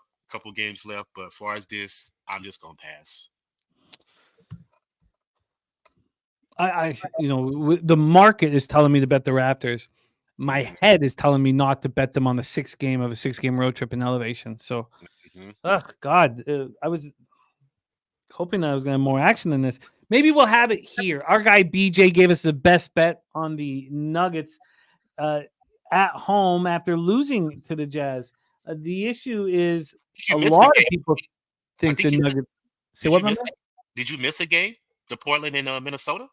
I must have missed Portland, Minnesota. Yeah, I think you. Oh, yes, I did. Thank you. Okay. Hey, Jose, if you don't mind, let's go back to Portland, Minnesota. Thank you. I don't know how that happened.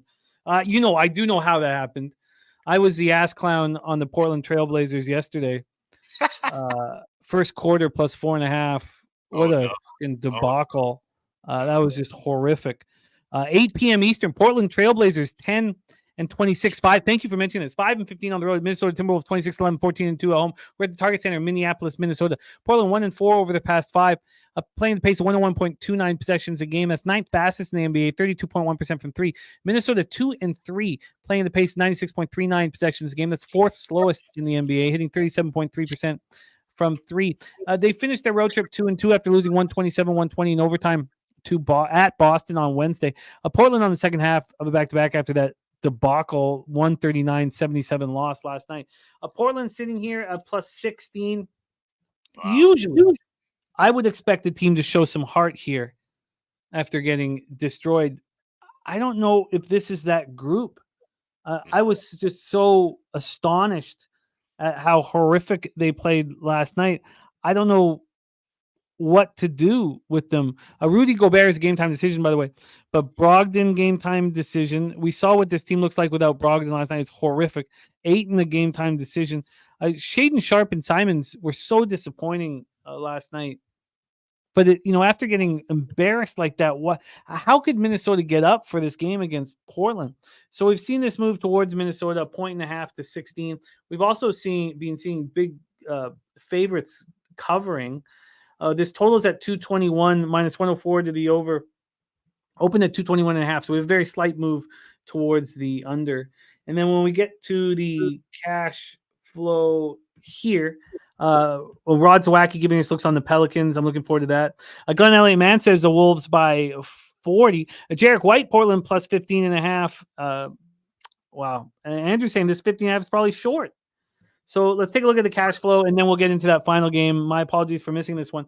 90% of the tickets are on the Timberwolves, but just 68% of the cash. I mean, the same shit is happening to me again, making me want to back the Trailblazers early. 79% of tickets and 94% of cash on the under. God, we talk about optional misery. It's a term that Troy and I have been using more and more, and it's a term that was thrown at me a lot when I was a kid. And this feels like, but sometimes you got to make ugly bets. I mean, 7-0 looked great on me last night in NHL, but I'm still pissed off I didn't take the Sharks first period. But sometimes you got to hold your nose and make ugly bets to get paid. Take it away for us here. And the Jazz is the spreadsheet play today from our guy, Ron Crawford. Take it away for us here. And we're rolling with Ron Crawford with Duquesne. Blazers, Timberwolves. Take it away, my man. Yeah, Jimmy. I was wondering why you skipped this game because I got action in this game. And we're going heavy in this game for sure.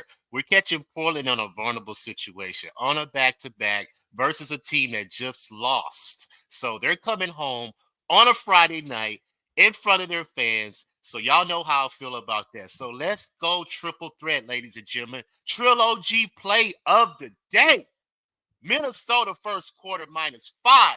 Minnesota first half -9. And I'm taking the -15.5, Jimmy. Minnesota is going to mock Portland tonight just because, like I said, they're coming off a loss versus the Celtics. They're coming home. Portland is ass on the road, especially in the first quarter. 1-5 against the spread in the first quarter, last 6 on the road. 0-4 against the spread in the first quarter, last 4 on the road. 1-5 against the spread versus the division. 0-13 on the road versus the Western Conference, ladies and gentlemen.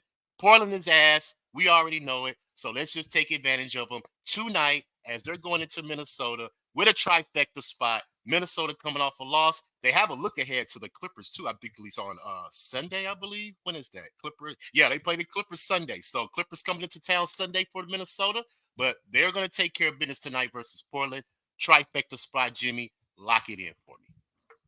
God, so this group is going to. What if Brogdon's back? Would that change anything? I don't care. I don't care if Brogdon. I don't care if Jeremy Grant. I don't care if Aiden comes back. They have no matchup tonight versus Minnesota. Minnesota's coming off a loss, a heartbreaking loss too, because they should have beat the Celtics. So I know that is seething in their mind. So what better way to get back on the schneid with a Portland team that is ass, worst teams in the NBA, especially in the first quarter, first half. So I'm going to take advantage of that. Minnesota all day. Wow. I can get you the 15.5 at -111. So you don't need to take the 16. Let's do it. So the Wolves are going to be up 6 after the first quarter. What happens if Rudy Gobert doesn't play? I don't care. I don't care. Minnesota's a much better team. And 92 at home versus the West, 4-1 at home versus the division. Come on, man. Enough said for me. Oklahoma City showed me last night that Portland has no threat in this division. So the same way, they may not do them bad as Oklahoma City did last night, but it's going to be pretty close. Minnesota. Take it to the bank.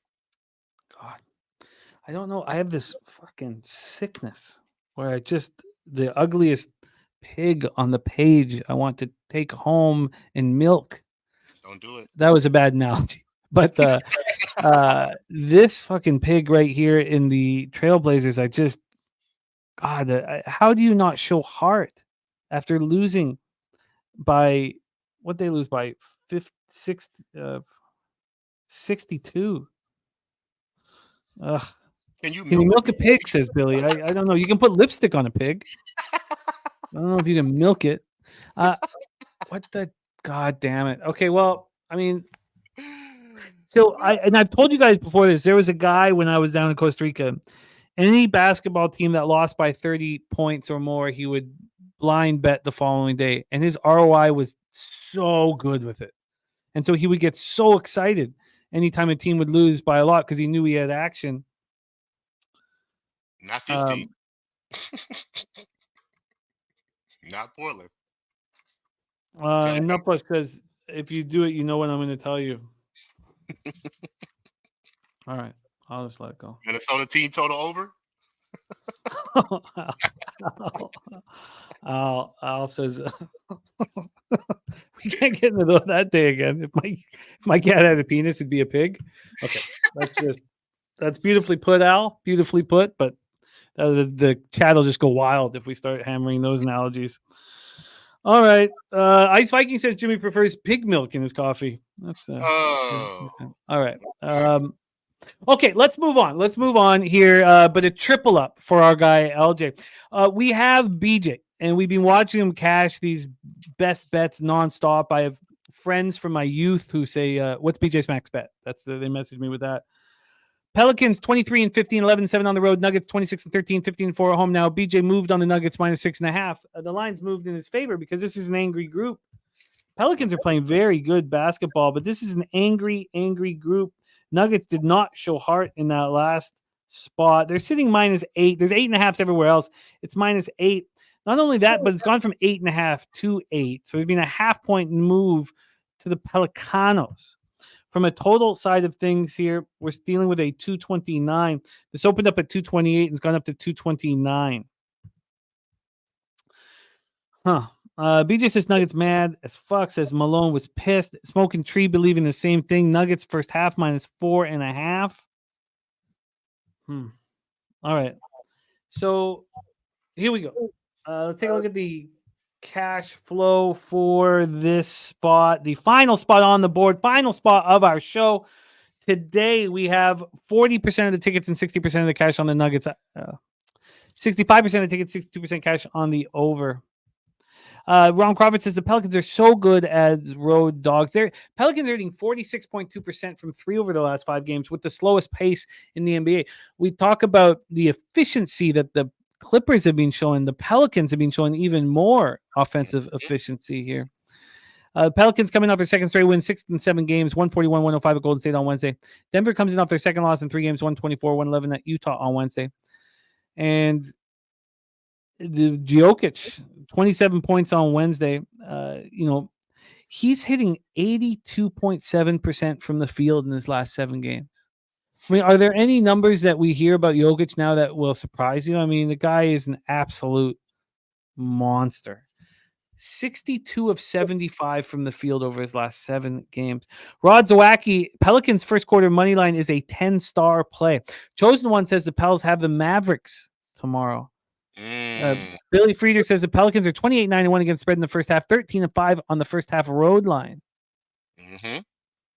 Take it away for us here, my man. Pelicans, Nuggets, last game on the board. Yeah, this is going to be a very, very good game, and I'm going to watch this game tonight. Simply because the Pelicans, like he just mentioned, I have it wrote down right here as well. 28-9-1 against the spread in the first half, 13-1-1 against the spread in the first half. Their last 15 games, mind you. Denver, we already know, first quarter 11-3 against the spread in the first quarter at home versus the West. So I would be interested to take Denver early just because they're coming off that loss, bad taste in their mouth. But I believe the Pelicans could come back in that second quarter and cover that first half spread. Now, I'm not going to take it. That's just what I'm projecting that's going to happen. But the Pelicans play well versus their division, and I believe they're going to be in this game. But interesting though, he just mentioned that the Pelicans are a back-to-back. They got the Mavs tomorrow, which gives me trepidation to stay off this side because I believe both of these teams have motivation to win this game. It's a divisional game. It means a lot for both of these teams. But I'm going to take the Pelicans team total points over 110 minus 110 simply because the Pelicans are averaging 130 points their last 7 games on the road.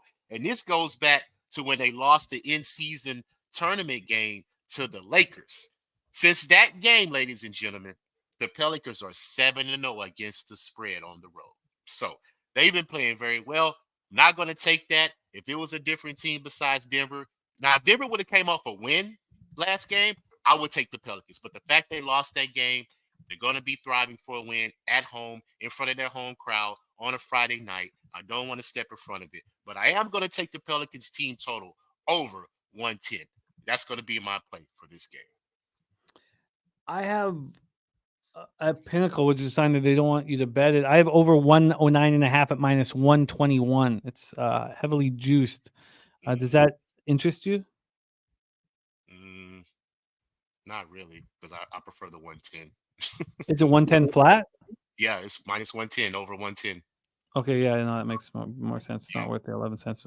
Okay, Pelicans team total over 110 for LJ, over 110 at minus 110. And Jalen Duren, PRA is up now, and it's 29.5 at minus 112. So you got 28.5, right? Yeah, they raised it a point. That's a good sign. Yeah, you know what? Take it. I'll take it. No, but you got 28.5 already. Like okay. Yeah, you minus 114. I've already locked in for you. You're trying to beat it. That's what you're saying. Well, I think it's a good sign that it's moved to 29. 29. Over 29.5. Yeah, so I think that's a good sign for you. Got it. Wow. Okay. I agree that the Nuggets are going to be an angry group here. Mm-hmm. Michael Johnson, I put out all my cards, my man. Yeah, as soon as I bet it, I'll put it out. So my Saturday card will be. I'd like it to be out in about 4 hours or 4 or 5 hours. It's a huge, juicy card, and so that and you know what? I know it's not an apology situation, but 7-0 last night with just this monster night, I'm not going to reach on this 2-game card. I'm going to wait for the 16-game card Saturday and smack again. So, yeah, Michael Johnson, I'm on Twitter. Yeah, I put it all out there. Chosen One and Smoking Tree agreeing on first quarter Denver at -2.5. Londo, if you want to hit me on email, are you on Twitter yet, Londo? I think you are. Yeah, you are, right, Londo? I can give you some spreadsheets that will help with your action to track. It's extremely important to do that. All right, let's review action. It's funny, the college basketball card came together so nicely. Now I don't know what to do with this NBA card. So the Sixers appeal to me. I'm going to spend a little bit more time, and then that under in Indiana, Atlanta. Okay, perfect, Londo. Hit me on Twitter, and I'll send you spreadsheets. Now I do my own spreadsheets, and they're money in the bank. They give me ROI. They give me everything I need. They give me average line. They give me everything I need. I prefer doing my own rather than these other books. They just don't give me enough information. How important is average line? It's crucial. It's crucial. So thank you, Justin, my guy. Okay, so let's go over NBA once more. So the under also in Indiana, Atlanta, I'm going to decide whether it's gone too far. But I like it. Jalen Duren over 28.5 PRA at -114. That's how LJ gets his card started. Then he's on the Heat first quarter -0.5 at -104. We've stayed off Warriors, Bulls. We have LJ on the Clippers first half -4.5. Full game -8.5, and Harden over 9.5 assists at +108. LJ has the triple up on the Timberwolves. First quarter -5, first half -9, full game -15.5. I struggled to see how Minnesota gives a fuck about this basketball game. That's the only thing. And it means so much to Portland to step up, or they should just fire their coach now. But I mean, what kind of asshole bets the Trailblazers back-to-back first quarters after you lose by 62 points? Am I that asshole? I don't know. Wemby over 3.5 blocks at even money. I'm going to move on the Spurs, but I'm going to wait. Okay. I'm going to wait. I want everybody to talk about LaMelo Ball, how he's going to change everything and blah, fucking blah. And then I want the Spurs. So I'm going to move on the Spurs 8 p.m. Eastern, but I'm going to wait and see if I can get a little bit more. And then we have Raptors Jazz where we stayed off. And then LJ on the Pelicans team total over 110.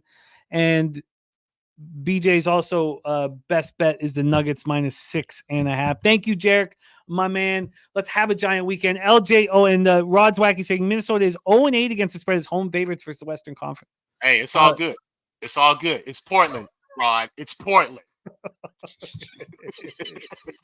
Okay. We also have afternoon action on the pitch, a little footy for our guy from Ron Crawford, Marseille -1.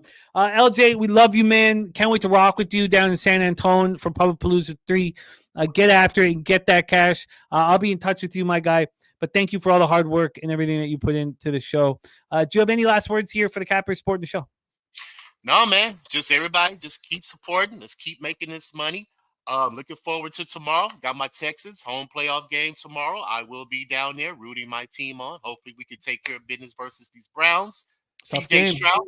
Hey, it's a tough game, but hey, I believe we could pull it off because we didn't have CJ Stroud the last time we played the Browns. We have him in the lineup now. So as long as we got that guy back there, we have a chance to win this game. And I believe we will win this game. So D'Amico Ryan's coach of the year, CJ Stroud, rookie of the year, Will Anderson, defensive rookie of the year. We're going to smash all three of them, ladies and gentlemen. So let's go Texans. But for me on this, Jimmy, appreciate you always capping with you on Fridays NBA, man. I love it and look forward to doing it every Friday. And, of course, I'm looking forward for us kicking back, enjoying the festivities at Palooza 3, man. It's going to be exciting. We got a lot of stuff going on. I got some events planned for us as well. Got a little brunch breakfast for us Saturday morning I'm trying to plan.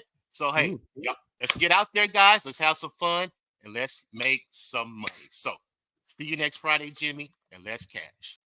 Respect our guy LJ from H-Town. What a big football game for the city of Houston. Nice to see them back in business. Let's review all action, but I want to hammer one more time our NFL playoff confidence pool. Our playoff confidence pool, $50 to enter. We got Jarek, our guy Jarek in business. I love it. So it's filling up, man. I love seeing it. It's going to be a lot of fun. $50 confidence pool. Just go to our website and lock it in. Lock it in there, our confidence pool. Then let's review all action.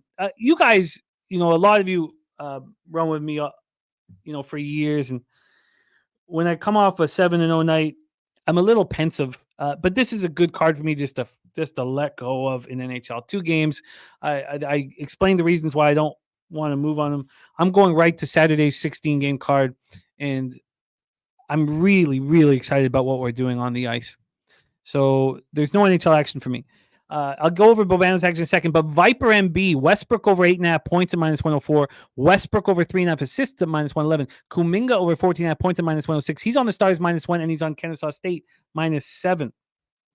And Swiggy says he's watching the signups and the picks coming in. I love it, Swiggy. Thank you for all your hard work. Smoking Tree is on the over 6.5 for Nashville, Dallas. Billy Reed, warm glass of Big Milk. Ron Crawford spreadsheet plays the day. Dallas Stars in NHL. He's on Duquesne. We're on with him in college basketball, and he's on the Utah Jazz. Justin McKelvey, PFW, team total over 78.5 for the Stacks play of the day. In NHL, Bobano's on that first period over 1.5 in Nashville, Dallas. He's on the full game over 6.5, and he's on the draw at +370. I did top set with comfort. I'll always have a few bets pregame. I don't want to fade Nashville. I would love to bet Nashville. But they went into Dallas 6 days ago and beat them. I don't want to back Dallas after they destroy a cupcake in an injured Minnesota Wild team 11-2 back games. I don't want to bet an under, even though I think there'll be a playoff field, because I don't trust Saros, and we don't even know who's going to be in goal for Dallas. So, look, I just want fucking money. I just want money. Philadelphia Flyers, Minnesota Wild, they're 2 fades for me. And then I would back Philadelphia because I think they're better than the Minnesota Wild, but they just got embarrassed 7-2 at home. I don't trust either goaltender, so I do understand why the under would be there. But look, this is all about money. I finally raised my unit size, and then I got richly rewarded last night. And now I'm just going to keep it tight, man. Tafster says, who's going to win the Stanley Cup? My prediction for the Stanley Cup final is the LA Kings at Florida Panthers. Who wins it? I'm not sure at this point. That's why I think the Stanley Cup final will be LA Kings, Florida Panthers. But, the New Jersey Devils have $9 million in LTIR money, and they're going to be heavy buyers at the deadline. The problem is they need a goaltender. So it's a tricky situation. But I'm so interested to see what the Devils do with all this money. So Bobano's on the draw at +340 in Flyers, Minnesota. Then in college basketball, Stimmy OG is on Duquesne moneyline and DePaul. Kong Slips, it will be up there, and it'll also be on my Twitter. So, wow, Nuggets just dropped to -6. Who's out, Kelly? Wow. Who's out? Very, very, very interesting. In college basketball, as I said, Stimmy on Duquesne and DePaul. So Stimmy on Duquesne, Ron Crawford on Duquesne, Bobano and I on Duquesne.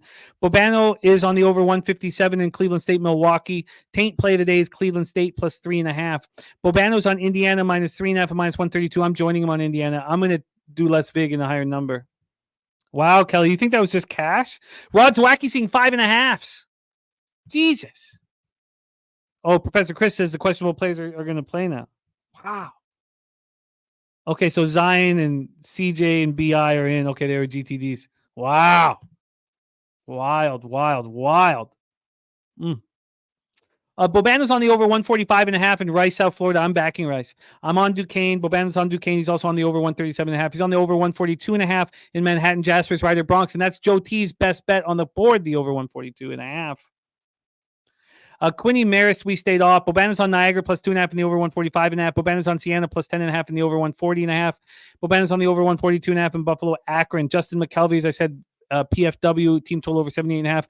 Bobano's on Robert Morris +4.5 in the over 154.5. I'm joining him on Robert Morris. Stetson in North Florida is more action that I've got to think over. Dylan K says the Kings going down. Hopefully you're talking about Sacramento. Are you talking about Sacramento or are you talking about Los Angeles, Dylan? if you're talking about Sacramento, that's going to pump me up to move on Philadelphia. I just need a little bit more time on that. DePaul, Villanova, we stayed off. Same with Wright State, Youngstown State. Bobano's on the over 165.5 in Nebraska, Iowa. The Nebraska turns back into a pumpkin. The shirt-lifting Cornhuskers are going to lose to Iowa, and Iowa is going to cover, and I'm going to bet that here as soon as the show's over. And then Boise State, Nevada, no action. That is our show for today. Thank you guys so much for being a part of it. Let's bring on our producer, the backbone of everything here at Pub Sports Radio. Let's see him. Let's bring him out. Right there he is. Jose Bouquet, a new pool for you, Jose. You've had some difficulties with those donkey fingers, but skill set wise, you've been excellent. Yeah. I actually did my record for the last 2 years, and they're pretty identical. I actually wrote it down somewhere. I have to find it again. But I'm good at losing money in these pools, but I'm also really good at making picks. So yeah, it's conflicting. We've never seen it before, the likes of this. I wish it was fake. I wish it was fake. We've never seen anybody excel with their picks, but still be angry and lose all this money. The ability to put their picks in the most important times of the contest, nowhere to be found. Yeah, don't ask me to take a last-second shot. Don't put me as the last batter of a baseball game, and don't ask me to close baseball games as a closer. I won't come through. I'm not a clutch player. Yeah, we're seeing that. Billy, I didn't appreciate that, Billy. I did not appreciate that at all.